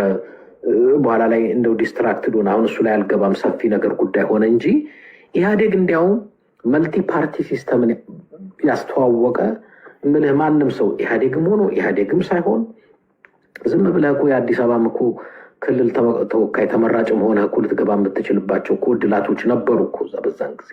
አሁን ግን ያለው ግን እንደሱ አይነት የሚባል ነገር የለም። ሁሉም ተጨፍልቆ ብልጽግና ነው መሆን ያለበት። ከዚህ በፊት አንድ የፓርላማ አባል ለአብይ አህመድ ሶማሌ ላይ ኢህአዴግ አለው። ኢህአዴግ መሆን ከፈለግ አብሶሉትሊ ሶማሌ ላይ ኢህአዴግ አማራ ላይ፣ ደቡብ ላይ፣ ትግራይ ላይ እና ኦሮሞ ላይ ብቻ ነበር የነበረው እንጂ ሌላ ቦታ አልነበረም ነው ባንተ።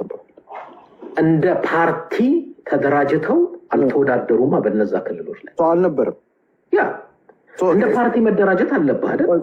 እዛ አካባቢ አጋር ነበሩ። አጋር ማን ውስጥ ነበር? ለምሳሌ አማራ ክልል ማን ነበረ? ብአዴን። ኦሮሚያ ክልል ኦፒዲዮ ነበር። ትግራይ ክልል ህወሓት ነበር። ደቡብ ክልል ደዴን ነበር። እንደ ፓርቲ ተደራጅተው እነዚህ ፓርቲዎች በኢህአዴግ ፕሮግራም ተስማምተው አንድ ድርጅት መሰረቱ፣ ኢህአዴግ የሚባል። ትክክል። እሱን አንደርስታንድ ሌላም ክልል ላይ ተደራጅተው ኢህአዴግ ውስጥ አብዲኢሌ ምን ነበር? ኢህአዴግ አልነበር እንዴ እኮ ምልህ። ኢህአዴግ ነበር ሳይሆን አብዲኢሌ የክልሉ እንትን ነው። ኢህአዴግ ውስጥ ነበር ግን ነበር እኮ የክልሉ ፕሬዚደንት ነው እኮ። አጋር ሆኖ ግን ኢህአዴግ ውስጥ ነበር። ዳስሚስ ይኸውልህ፣ አሁን እኔ ፌር ያልሆነ ነገር እዛ ጋር ስንመጣውን ለምሳሌ አማራ ቁጥሬ ትልቅ ሆኖ ዋይ እንዴት ነው ከትግራይ ጋር አንድ እኩል ድምፅ የሚኖር? ፌር ነው ብለህ ታስባለህ? ክልል ደረጃ ስትሄድ እንደ ክልል ደረጃ ፓርቲው የተወሰደው እንግዲህ አንተ እንደምትለው በክልሎች ከሆነ እኔ ትልቅ ቁጥር ይዤ እንዴት ነው ከትግራይ ጋር 45 ድምፅ እኩል የማገኘው? ፌር ነው። በመጀመሪያ የምትመሰርተው መጀመሪያ እኮ መቀመጫ ከማግኘት በፊት እንደ ፓርቲ ትደራጃለህ አይደል? ገባኝ። ግን ፌር አይደለም እኮ። አሁን ለምሳሌ እኔ ኢህአዴግ እኮ ትክክል ፓርቲ አልነበር፣ እንደውም ጨቋኝ ነበር ብዬ አስባለሁ። ከኦሮሞና አማራ እኩል ድምፅ ሊያገኝ ቻለ። ክልልህ ላይ ድምፅ አገኝ አይደል? ወደ ፌዴራል ስትመጣ ግን መንግስት ልትመሰርት ነው። ልክ ነኝ? ትክክል። አሁን አንተ እያደበለከው ያለው ምንድን ነው? ክልል ላይ አንተንም ደግሞ የሚወዳደርህ ሌላ የፖለቲካ ፓርቲ ይኖራል። የአማራ ልክ እንዳሁን አብን ህወሓት ትግራይም ላይ ቢሆን እኮ ህወሓት ብቻ አይደለም እንደ ፓርቲ እንትን አለ፣ ሳልሳዊ አለ፣ ባይቶና አለ፣ ምናምን አረና አለ፣ ምናምን እያለ ይቀጥላል። አንተ ከፍተኛ ድምፅ በህዝብ አማራ ክልል ባደረግከው እንትን ከፍተኛ ድምፅ አግኝተህ መጣህ ወደ ፌዴራል ላይ በጋራ መንግስት ትመሰርታለህ እና ፕሮግራም ታቋቁማለህ። አሁን አንተ እያልከኝ ያለኸው ግዴታ ሰፊ ህዝብ ነን ብዙ ቁጥር አለን አይደለም። እዛ ቁጥር ውስጥ እኮ ሁሉም ብአዴንን ይደግፋል ማለት እኮ አይደለም። እዛ ያ ቁጥር የተለያየ ፓርቲ ይደግፋል። ለምሳሌ አማራ ክልል 6 ፓርቲ ቢኖር አማራ ክልል ውስጥ ያለው ህዝብ 6ቱም በተለያየ አንዱ ከዚህ ጋር፣ አንዱ ከዛ ጋር፣ አንዱ ከዛ ጋር፣ አንዱ ከዛ ጋር ይሆናል። ከዛ አንተ የራስህን ቁጥር ብቻ ነው ይዘህ የምትመጣው እንጂ የነዛን ሁሉ ቁጥር የኔ ነው ብለህ ልትመጣ ትችላለህ። እና አትርሳው እሱን ለማለት ነው። እሱን አንደርስታንድ ያው ብዙም እንትን አልበለ አንደርስታንድ ማድረግ ያለበት ምንድን ነው? እኔ አሁን ያለውን የብልጽግና ሲስተሙን አልወዱም። ብልጽግና እስከነጨራሹ ና ይመች ፓርቲው አቋሙ ብቻ ሳይሆን ሌላም ውስጥ አሻጥር ስለሚሰሩ ስለማቅ። እኔ ግን ምንድን ነው መዋቅሩ ግን እንደ ብልጽግና ስሙ ተለዋውጦ ምናምን ግን መዋቅሩ ግን እንደዛ ነው መሆን ያለበት። በድምፅ ልክ በቁጥር ልክ ነው መሆን ያለበት። አሁን ለምሳሌ አንተ አሁን 28 አሁን ያለውን ህገ መንግስት ነው የምትቀበለው?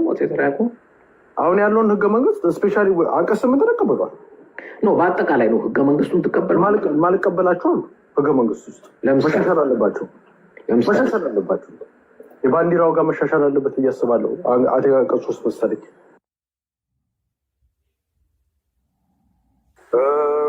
አንቀጽ 5 መሻሻል አለበት። ምንድን ነው አንቀጽ 5? ረሳሁት፣ አስታውሰኝ። ቋንቋ ማለት ቋንቋ አሁን ያለው ኢትዮጵያ ውስጥ ያለው ቋንቋ በምንድን ነው? የስራ ቋንቋ ነው አማርኛ አይደል? እኔ በፌዴራል ደረጃ ወይ ብሔራዊ ቋንቋ እንደሆነ ፈልጋለሁ። ስለዚህ እያንዳንዱ ክልል በግዱ አማርኛ ይማር ነው? አይደለም። አሁን ለምሳሌ አንተ አሁን መተህ ኦሮሚያ ክልል ውስጥ ብትገባ በኦሮምኛ ሄደ የስራ ቋንቋ ሄደ በኦሮምኛ እንትን ቁቤ ከምትማር እንዳዲስ አትሊስት አማርኛ አብዛኛው ኢትዮጵያ ውስጥ ያለው ማህበረሰብ ይችላል። ስለዚህ አማርኛ ቋንቋን በየቦታው ሄዶ መጠቀም ይችላል።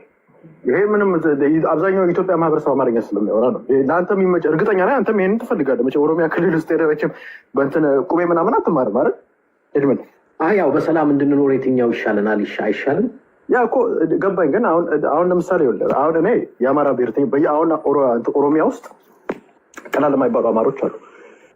ሌሎቹ ማህበረሰቦች ደቡብም በየቦታው እንዳለ በጣም ብዙ ማህበረሰብ ነው። ኦሮምኛ የማይችል ማህበረሰብ አለ።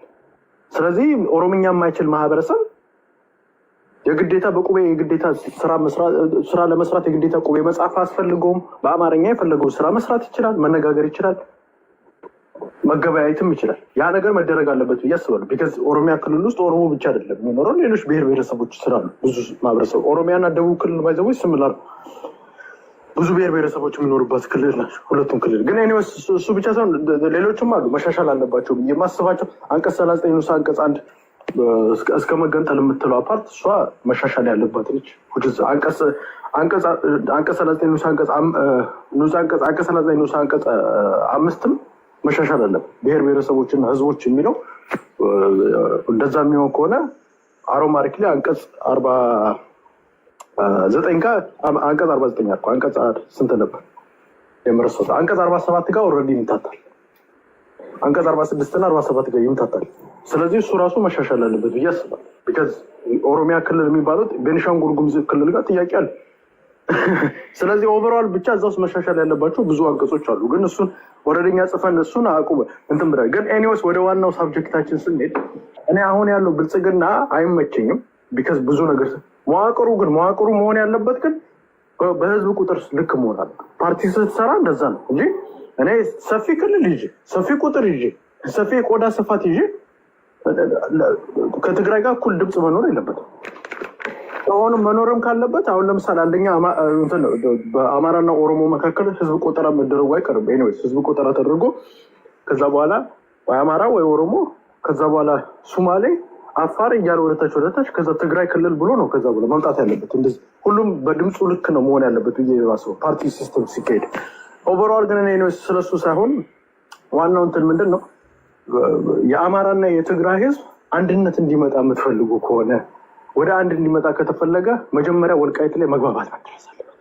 እንደ ህዝብ መግባባት ከመሪዎቹ ጋር መግባባት ተደርሷል እኮ ከእናንተ ፌስቡክ እና ቲክቶክ ላይ ካላችሁት ጋር ነው እንጂ አመራሮቹ ላይ 100% የምነግርህ ይኸውልህ ልንገርህ ኤድመንድ እግዚአብሔርን ነው የምልህ ምብራን አንድ ነገር ያው ፖለቲካ ላይ አይማልም ይሰቅሏቸዋል። ደደይዳ ረኩችስ መጥቶ ፊት ለፊት መጥቶ ይኸውልህ አሁን እንትና ተፈራማሞችን ቃል ላወጣት ምቱ አይደለም እየመጣበት ያለው መሬት ላይ ሁላ ያሳድዱታል። ይሄን ነው ማንም ሰው አማራ ክልል ውስጥ ሆኖ አመራር ነኝ ቢል ፋኖ ከህዝብ በላይ አይደለም። ፋኖ ባይዘው እዚህ ከምታው ከሚዲያው በላይ አይደለም። ሚዲያው መሬት ላይ ያለው እንትን ይቆጣጠራል። ይሄንን አንደርስታንድ ማድረግ ፖዚሽን ይቆጣጠራል እንጂ መጥቶ ፋኖ የፈለገውን ነገር ማድረግ አይችልም። ህዝቡ ነው የሚሰቅል። ይሄንን አንደርስታንድ። ስለዚህ እኔ እንደውም አሁን ግልጽ ሆነ ና ብትለኝ ወደፊት መጥቶ ፋኖ ሆኖ በአማራ ኢንትረስት ስፔሻሊ በወልቃይት ኢንትረስት ላይ በራያ ኢንትረስት ላይ እንደዚህ አይነት ፎርስ እንትኖችን ፕሮሚስ አረጋለሁ ብሎ የመጣፋን ነው ካለ እኛ ማህበረሰቡ እንዲወጋው እናስነሳለን። ባይዘው ማህበረሰቡ በየቦታው እንዳለ እናንተንማ ማን ይቀበል? እናንተንማ ጨራሽ ለእኛ ተው ብቻ ሳይሆን ኢንጀነራል ማህበረሰቡ መሬት ላይ ያለው ማህበረሰብ ተዋለ ደዳይ መጥቶ በአፋቸው ኦፊሻሊ መግለጫ ያወጡ ቀን እውነቱን ልንገር በየቦታው እንዳለ የምታየው አመራር ተሳዳጅ ነው የሚሆነው ማህበረሰቡ ነው። እኔ አንድ ነገር የሚያሳስበው ምን እንደሆነ ታውቃለህ? ልንገር አንድ ኤድመንት ለእኔ ህዋት ትረት ነች። አንደኛ ትረት ህዋት ነች። ኦኬ ብልጽግናም እንደዛው ያክል ማለት ዋናው ግን ህዋት ግን ትረት ነች። ቢካዝ አንተ እንደምትነግረኝ አንተ አሁን በደንብ እችን ብቻ ገለጭ ቅድም ምን አልከኝ? እችን ፕሪቶሪያ ድርድር አልክ አንተ አሁን ምስኪን ሆነን የመጣው ግን ሪያሊቲ ግን ስትነግረኝ የነበረው እንዴት ካልኩሌት አድርገውት በእነሱ በትግራይ ጥቅም ላይ እንዴት አድርገው እንዳመጡት እየነገርከኝ ነበር። እንዴት አድርገው ሁለቱን ኃይሎች እንዴት እንዳጣሉ ከዛ በኋላ አለመተማመን ማለት አስረክባለሁ ብለህ ፕሪቶሪያን ፈርመህ አላስረክብክም ሙሉ መሳሪያ የነገርከኝ ከሆነ ያስረከብከው መሳሪያ የማይሰሩ መሳሪያዎች ነው ያስረከቡ የተበላሸ አንተ ባልከኝ ማለት ከዛ በኋላ ምን አልከኝ? ፕሪቶሪያ ድርድር ላይ አልከኝ ከዛ በኋላ ትጥቅ ማስፈታት በለመጣ ይሄ ደግሞ ለእኛ ጠቅሙናል ቢካዝ በሌሎች በኩል ያሉ ትጥቅ እንዲፈታ አስደርጓል ኩችስ የአማራውን ትጥቅ እዛ እየተፈታ ስለዚህ አሁን አንተ ተንኮል እየሰራ ቢሆኑ በምን አውቃ አየህ ለዛ ነው ህወሓትን አላምናትም ስል በምክንያት ነው። አንተ እኔ ምንድን ነው አንተማመንም ሁለት ነገር ላንሳ። አንደኛ ትግራይን መሳሪያ አስረክብ ስትል ቁጥር ከሰጠኸው ብቻ ነው ይህን ያህል መሳሪያ አስረክበኝ። ለምሳሌ እኔ 1,000 ብር ቁጥሬ ካስረከብኩ መልስልኝ ስልህ ቁጥሬ የሰጠውክን 1,000 ማምጣ ማለት ነው። ትግራይን መሳሪያ ቁጥሩ ያስረከበው አካል ስለሌለ ተሰበረም ወላለቀም የሰጡህን ነው የምትቀበለው። ለምን? ቁጥር የሰጣቸው ስለሌለ።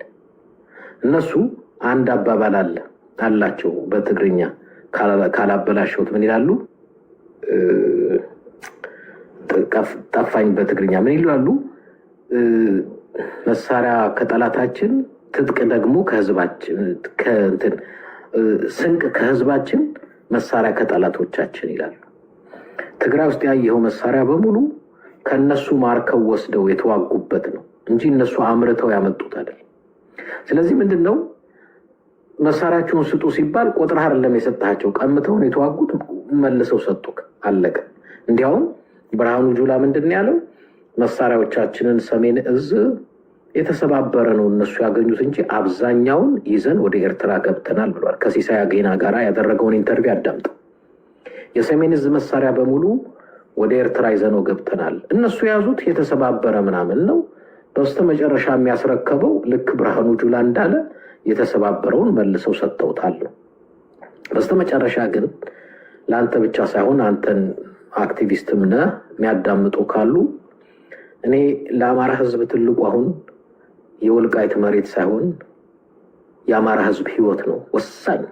አሁን ሰሞኑን ከ50 በላይ ንጹሃን ከየቤቱ እየለቀመ ሚሊተሪ በየቤቱ ነው ያሰጣው በየደጁ። እናንተ በዚሁ ከቀጠለ ወልቃይት ይቅርና ባህር ዳርንም እንዳትኖሩበት እያደረገ ነው መንግስትና ስርዓቱ። አንገብጋቢው ጉዳይ ከመሬቱ በፊት መጀመሪያ አማራ ይትረፍ ነው፣ አማራ ይዳን ነው። ያም ስለገባቸው ይመስለኛል አብዛኛዎች የፋኖ አመራሮች እናንተ የምታወሩት እናንተ የምትሉትን አይሉም። ታች ያለውን መሬት ላይ ያለውን ሀቅ ባሩድ የሚያሸቱት እኛ በርገር እያሸተት እነሱ ባሩድ እያሸተተ የሚሆነውን ያውቁታል። ስለዚህ መጀመሪያ የአማራ ህዝብ መንገብገብ ያለበት ከዚህ ስርዓት ከዚህ ጄኖሳይዳል ስርዓት እንዴት ነው የምንተርፈው? በየቀኑ መሽቶ እኮ ሲነጋ በጥቂቱ 5 እና 10 ይሞታል አማራ ክልል። ይሄ መቆም አለበት። እኔ አንገብጋቢው አሁን መሬት መሬት አይደለም። መሬትም ሰው ሲኖር ሰው እያለቀ ስለ መሬት ብናወራ ሞኝ ነው ምን መስለው። ስለዚህ አሁን እሱ እንዲድን ነው የጀነራል ተፈራ ማሞም ለሚያድነን ኃይል ካለ ይሄን ጄኖሳይድ የሚያስቆምልን ካለ ብሎ የሚለው ለዛ ነው።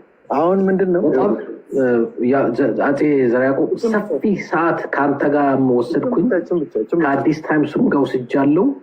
በጣም ሰዓቴ ሄዷል። እንዲያውም አንተ ስለሆንክ ነው እንጂ አክቲቪስት አንደርስታንድ እንድታደርገው ነው። ምንድነው እኔ እውነቱን ንገረኝ ካልከኝ አነስት እናራከተባለን። ፖለቲካሊ ስናወራ ለእኔ ህወሓት ዴንጀር ነች ያልኩት ለምንድን ነው? ፖለቲካሊ ዳሜጅ ስለምታደርገኝ ነገ እንደ ማህበረሰብ ዳሜጅ ልታደርግ። አሁን ለምሳሌ ኤግዛምፕል በዚህ ጦርነት መሀል ላይ ያገኘሁትን ይዣለሁ፣ ያዝኩትን ይዣለሁ። አትሊስት ሳምሃው ግማሽ ራያን ቢሆን ይዣለሁ፣ ወልቃይትን ግትር ይዛለሁ። አማራ ጥያቄዎች አሉት። ከዛ ጥያቄዎች መካከል አትሊስት ሁለቱን ይዣለሁ ሳምሃው። ሌላው ምንድን ነው? እንደ ማህበረሰብ ታጥቀናል። ይሄ ጦርነት ባይመጣ፣ ይሄ አሁን የትግራይ ጦርነት ባይመጣ ኖሮ ወልቃይትና ራያንም አንወስድም፣ አዘሴም ታይም አንታጠቅም። እኔ እያልኩ ያለሁት ምንድን ነው? ጦርነት ህወሓት አንተ እንደምትለው 200,000 ሰው ካለው ጥሩ ነው፣ ይዋጋ። ከአብይ አህመድ ጋር እንዲዋጉ ፈልግ። እኔ አነስተኛ ነው የምነግርህ፣ ፊት ለፊት የምናገረው ፖለቲካ እሱ ነገ ማፕል ቢያደርግ የምጠቀሙ ከጦርነት ሁሌ ከጦርነት አድቫንቴጅ ትወስዳለህ ወይ? አሁንም ቢደረግ መታወን ለምሳሌ ወልቃይትን ቅድም መተው ኤኒታይም መውሰድ ይችላሉ። ወልቃይት ጋር መታ መውሰድ እንደማይችሉ አውቃለሁ 100%። አብይ አህመድ አያስነካም እዛ ጋር ስላለ ውጀት እንኳን አይደለም አብይ አህመድ። አንተ የምታውቀው ነገር ይኖራል። ጀነራሎቹ አስነኩም ምክንያት ስላላቸው ማስነኩ ምክንያት። ስለዚህ እውነታውን ስናወራ ከዚህ በኋላ እኔ እውነቱን ንገረኝ ካልከኝ ለህወሓት ከዚህ በኋላ ወልቃይትን መውሰድ ማለት ትንሽ ይከብዳል። አነስት ነው 300,000 ሰራዊት 400,000 ሰራዊት ቢኖርህም ራሱ ለመውሰድ ትንሽ ይከብዳል። ቢካዝ እንትን የምትጣላው እዛ ካለው አድሚኒስትሬሽን ከኮሎኔል ደመቀ ልጅ ኃይል ጋር ብቻ ሳይሆን ከኤርትራ ጋር ልትጣላ ትችላለህ። እና ዘ ሴም ታይም ከአብይ አህመድ ጋር ነው ልትጣላ።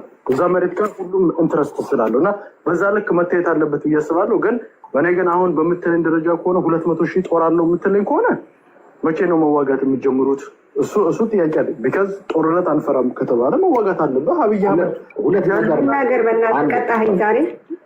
የህልውና ጦርነት አለው ካልክ፣ የህዝቡ የህልውና ነገር አለበት ካልክ፣ የህልውና ነገር ደግሞ አብይ አህመድ በጠረጴዛ ዙሪያ አንተ ባልከኝ በጠረጴዛ ዙሪያ አይፈታም ካልከኝ ማድረግ ያለበት ምንድን ነው? መዋጋት ነው። አሁን የትግራይ እንግዲህ በቅርቡ ከአብይ አህመድ ጋር ጦርነት ያነሳል ብዬ አስባለሁ።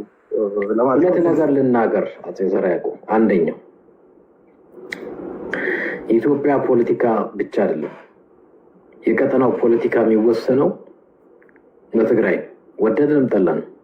አሁን እንደዚህ ስለው እኔ ብዙ ነገር በጥልቀት እማቃቸውም ልናገራቸው የምችላቸው እውነቶች ስላሉ የኢትዮጵያ ፖለቲካ አይደለም የቀጠናውን ፖለቲካ ዋናው መጫወቻው ትልቁ ወሳኙ አካል ትግራይ ነው።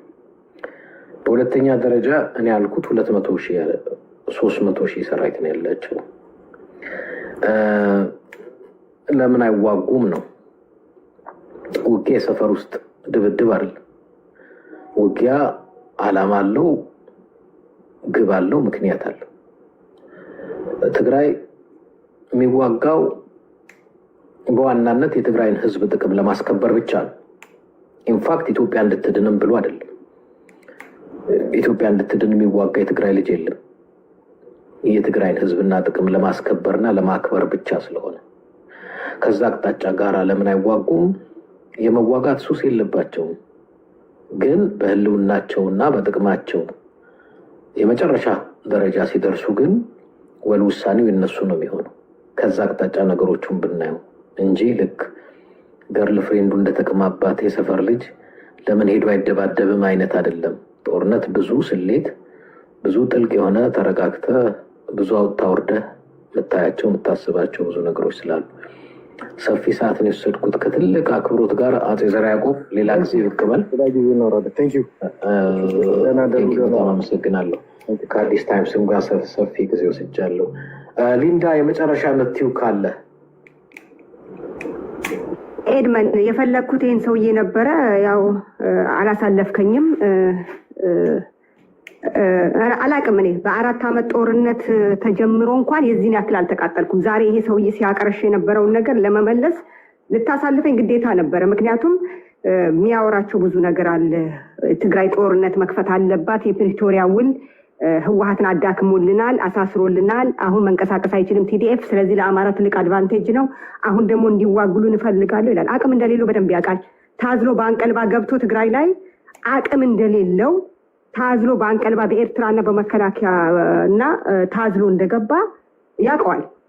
4 ዓመት ሙሉ ከመጮህ ውጭ ምንም አይነት አድቫንቴጅ እንደሌለው፣ 2 ዓመት ከክልሉ ያልወጣ ጦርነት እንዳለ ደመቀ ዘውዱ ትግራዋይ እንደሆነ እንኳን አያውቁም እነዚህ ሰዎች።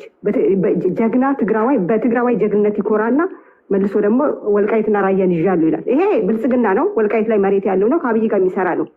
ቁጥር ማተር እንደማያደርግ እንኳን ለዚህ ነው የአማራ ህዝብ ያሳዝነኛል ስልክ አንድ እንኳን ፖለቲካ የሚያቅ ኢዲኬት ያደረገ በመዶሻ ፈንክተክ በደም አማካኝነት በኢንጀክሽን ብትወጋቸው ዜዶኖ አባውት ፖለቲክስ ዋዳዝ ሚን። አሁን ተመልከተው ትግራይ ላይ መሰብሰብ አትችሉም፣ አንድ መሆን አትችሉም፣ ተበታትናቸዋል ይላል። ክልሉ ስለተበታተኑ እንደ ሽንኩርትና እንደ ድንች ስለተመዳደቡ ሰዎች ትቶ ስለ ትግራይ መንበታተን የምቀኝነት ፖለቲካ ማለት ነው። የምቀኝነት ፖለቲካ እና ከወልቃይት የተፈናቀለ ህዝብ በጎርፍ እየተወሰደ ወልቃይት ላይ እግሬን አስፍቼ ቂጤን አስፍቼ ይቀመጣለሁ የሚል ድድብና አሜሪካን አይደለም ተቀምጠ አረብ ሀገር ተቀምጠ እንኳን የማናስበውን ያክል የሚያስብ እንደነዚህ አይነት የአማራን ህዝብ ወክሎ በመምጣቱ በጣም አዝናለሁ። ሌላ ደግሞ ቁጥር ማተር እንደማድረግ የማይገባው ተዛዝሎ መጥቶ እንኳን አፈር ከዲሜ ግጦ ከትግራይ እንደወጣ ማያቅ ኦሮሞና አማራ ትልቅ ህዝብ ስለሆነ ይላል። ወያኔን ይጠላና ወያኔ ባወጣው ህገ መንግስት ደግሞ ፕራውድ ሆኖ ትልቅ ወንበር ለማግኘትና በፓርላማ ለመወዳደር ደግሞ ይፈልጋል፣ ያስባል። እንደዚህ አይነት የፖለቲካ እንትን ቆረቆንዳነት ቆረቆንዳ እንኳን ተፈልፍሎ በቆሎን በልተ ቆረቆንዳውን አድርቀህ እንጀራ ትጋግርበታለህ። እንደዚህ አይነት አክቲቪስት መያዙ የአማራ ህዝብ በጣም ያሳዝነኛል። አሁን ዲያስፖራው የታለ ምኑ የታለ ምን ሰራችሁ እስካሁን ምን አደረጋችሁ ይላል። እሱ አሁን 2 ዓመት አማራ ክልል ለተነሳው ምን ሰራ?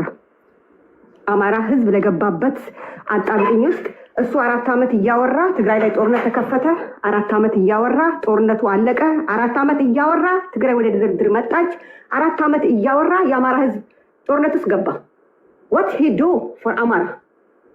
nothing, because ነጮች you are nothing ካሉክ ተጸዳርተው እንኳን እንደ ሶፍት ታልቤታቸውን አያጸዱብህም ማለት ነው። እነዚህ ሰዎች ባለፈው ከጅቦ ጋር ምን ሲል ነበር? ህወሓት ምርጫ ላይ ናት፣ ከማጋ ልሁንና አብይ ላጥቃ እያለች ነው። እውነትም ሜኒው ቀርቦላታል ሲል ነበረ። ምንም አቋም የሌለው ምን እንደሚያወራ የማያውቅ ትግራይ አብይን አዳክማለት ጥርሱን እየፋቀ ቤተመንግስት ለመግባት የሚፈልግ ምንም አይነት ወኔ የውጊያም የታሪክም ምንም የሌለው በትግራይ ህዝብ መዳከም በትግራይ መጥፋት ብቻ አማራ ሰርቫይቭ የሚያደርግ የሚመስለው ደንቆሮ ነው። ይሄ አስብ፣ ስንት ሚሊዮን ህዝብ ከወልቃይት ተፈናቅሎ ከሌላ ቦታ ለቃቅሞና ጠራርጎ በጭነት መኪና ጭኖ ያመጣውን ትግራይ ላይ ያራገፈውን በትግራይ እናት አልጋ የተኛች በትግራይ እናት ድስት የምትሰራ በትግራይ እናት ምጣድ እየጋገረች የምትበላን እናት መኖር አለባት፣ ባለቤቷ ግን ጎርፍ እየወሰደ ሱዳን ላይ መኖር አለባት የሚል ድንቁርና ፖለቲካ አንዳንድ ትዴፍ ያናደኛል። በእነዚህ ልክ የአማራ ህዝብ ያሳዝነኝና በእነዚህ ልክ ገብቶ ድባቅ መቷቸው ድምጥ ዋቃቸውን ቢያጠፋ ኤርመን ደስ ይለኛል። ምን እንደሚያመጡ ለማየት ማለት ነው። ምን አቅም አለክ? አሁን አንተ ከሻቢያና ከመከላከያ ጋር ባትታዘን ምን አቅም አለክ እኮ ነው። ለአንድ ሰዓት አንተ ትዋጋ ነበር ትግራይ ላይ ከቲዴፍ ጋር 4 ምሩከኛ ይኖረን ነበር ከእናንተ ለልጅ ጠባቂ ለዘበኝነት ማለት ነው። 1 ሰዓት ከቲዴፍ ጋር ትዋጋ። እዚህ መጥቶ ግን እንደ ወንድ ሲያወራ እኔ ኤድመን በጣም ነው የሚገርመኝ እኮ።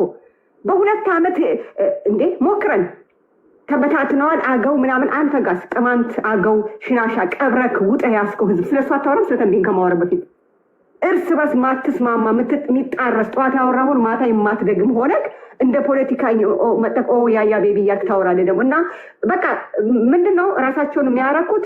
ትግራይ ተበታትኗል፣ አንድ ላይ አይሆንም። ስለዚህ በጣም አስቀያሚ ሴት በጣም ውብ የሆነች ሴትን መንገድ ላይ ስታይ ትልቅ ረጅም መስታወት ቁም ሳጥን ጋር ቆማ I am proud myself እንዴ እኔም እኮ ከሷ አላንስም ብላ ራሷን እንደማርካት ማለት ነው። አሁን ህወሓት አቅም የለውም ይልና 24 hours በህወሓት ነው ፖለቲካ የሚሰራው። አቅም ከሌለ ከታለ ለምንድን ነው ህወሓትን ማትረሳው? ከኦሮሞ ጋር ህወሓትን ትጠላለህ። ህወሓት ባወጣው ቤተ መንግስት ህገ መንግስት ደግሞ የራሴን ትልቅ ሂውጅ የሆነች ክልል መስርቼ ይኖራሉ ትላለህ። 2 እግር አለኝ ብለህ 2 ዛፍ ላይ አትወጣም። ቂጥን ሊሰለጠቅ ስለሚችል ማለት ነው ለሁለት። ኤድመን እኔ በጣም የተቃጠልኩት ዛሬ ይቅርታ አድርግልኝና ስለማከብር ስለምወድክ ነው እንጂ ይሄ ሰው እየተቆረጠ የሚመጣልኝ ቪዲዮ ማለት ነው። የአማራ ህዝብ መቼ መሰለህ ጥላቻ ያቆምኩት? የአማራ ህዝብ ጦርነቱ ሲገባ 24 hours ልሙጥ አበባ ይዘው ልሙጥ ባንዲራ ይዘው በለው ይሄን ቅማላም አጋሜ ሲል የነበሩ የአማራ ህዝብ ጦርነቱ ሲገባ ጌም ላይ ባል ፍለጋ ላይ ሰርግ ላይ ሲገቡ አም ጊቭ አፕ በቃ የአማራ ህዝብ ይቅር በለኝ ለካ ሰው የለህም በስምህ ብቻ የሚነገድ ህዝብ ነህ ብዬ ለአማራ ጥላቻ ያቆምኩት በራሴ ነው፣ ማንም መክሮኝ ሳይሆን። ለዛ ነው የአማራ ህዝብ መሞት የለበትም ስል እዚህ ሚዲያ ላይ ላሉ ልቅምቃሚዎች ለማስደሰት ሳይሆን ያ ህዝብ በዲፕሎማሲ በሰላማዊ ሰልፍ በትዊተር ወጥቶ እንኳን የሚጮሁለት የሌለ በፖለቲካ ያልተሳተፈ እነ ወርቁ አይተልኮ ከሀገር ወጥቷል። እኔን ያልሰደበኝ ያነካኝ እየሞተ ስለሆነ እንደ ሰው ስላሰብኩ ነው ለአማራ ህዝብ እኔ በጦርነቱ መሞት የለበትም ብዬ ቆምኩት። እንደዚህ አይነት ፖለቲከኛ ትናንትና ከኦሮሞ ጋር ከትግራይ ጋር አልመች ስለው 4 መንግስት ሲመጣ የሚደግፍ ሚኒሊክ ሲመጣ ተለጣፊ፣ ኃይለስላሴ ሲመጣ ተለጣፊ፣ ደርግ ሲመጣ ተለጣፊ፣ መለስ ሲመጣ ተለጣፊ፣ አብይ ሲመጣ ተለጣፊ፣ በራሳቸው በሁለት እግራቸው ቆመው ዲሲሽን ማውጣት የማይችሉ የመጣ ፖለቲከኛ እንደ ካልሲ እያጠለቀ የሚጥላቸው የኢትዮጵያ ዋና ነቀርሳ ከዚህ አካባቢ የሚነሱ ፖለቲከኞች ናቸው። ደግሞ በቁጥር ያምናል እኮ ህወሓትን ይጠላና ደግሞ በቁጥር ያምናል እኮ። ህወሓት በሰጠችው ህገ መንግስት ደግሞ የራሱን ወንበር ማስተካከል ይፈልጋል። ኦ ማይ ጉድነስ ዋት ካይንድ ኦፍ ማይንድ ሂ ሃቭ ኢት። ሶሪ ኤድመን በጣም ተቃጥሎ ስለነበረ ነው። ቴንክ ዩ ሊንዳ። ያው አይነው አንዳንድ ጊዜ ግን አይነው ጥሩ ነው የአንቺም ንግግር። አይነው ዩ ሃቭ አ ፋክት። የአማራ አክቲቪስቶች ብቻ ለይቼ ያስገባውበት ምክንያት ነበረኝ። ምክንያቱም እነሱን አስቤ ብቻ አይደለም። ችግሩ ምንድን ነው? እኔ ሳውራ እዚህ ሚዲያ ላይ ያዕቆብ አበበ ከበደ እንደዚህ ብለው ስለሚያወሩ ብዬ በእነሱ ንግግር ወደ ማሱ አልሄድም። እነሱ እንኳንስ ማሱ ይቅርና እዚህ ቲክቶክ ላይ ያለ አንድ ትግሬ ብሎ ነው ዋን አማራ የሚለውን ዋን ትግሬ ብሎ ነው አይቀበላቸውም። እዚህ ያለው ሚዲያ ላይ ያለው ማይቀበላቸውን ልጆች ልክ የአማራ አክቲቪስት ብዬ እንደ በዋናነት ይዤ ላወራ አልችልም። አክቹዋሊ ነገሮችን በተቻለ መጠን በእውቀት እንግዲህ ከብሽሽቁም ከእንትኑም ከአተካራውም ወጥቶ አንዳንድ ጊዜ የያዙት ነገር በእውቀት በመረጃ በእውነት እንዲገመግሙት ለማሳየት ብዙ እጅ ያወጡ አሉ። አላስገባኋቸውም። ምክንያቱም አንዳንድ ሰው እንትን ነው የሚፈልገው። አንዳንድ ጊዜ ረጋ ብሎ ያለውን ሪያሊቲ ማሳየት ጠቃሚ ነው። ለዛ ነው ቀደም ምናልባት የፋኖ አመራሮች እዚህ ከኔ ጋር ቁጭ ብለው ቢያወሩ እነሱ እንደሚያወሩት ላያወሩ ይችላሉ። በተለየ ነው የሚያወሩት፣ ይገባኛል። እሱ ግን እዚህም ያሉትም የሚከተላቸው እንደነሱ ብዙ መረጃ የሌለው ከእውቀት የጸዳ ሰው ስላለ አንዳንዴ ሀቁን መሬት ላይ ያለው እውነታ እንዲያውቅ በሚል ነው። ለዛ ነው ብዙም እንትን ያላልኩት እንጂ ብዙ ሰው እጅ ያወጣ ነበር።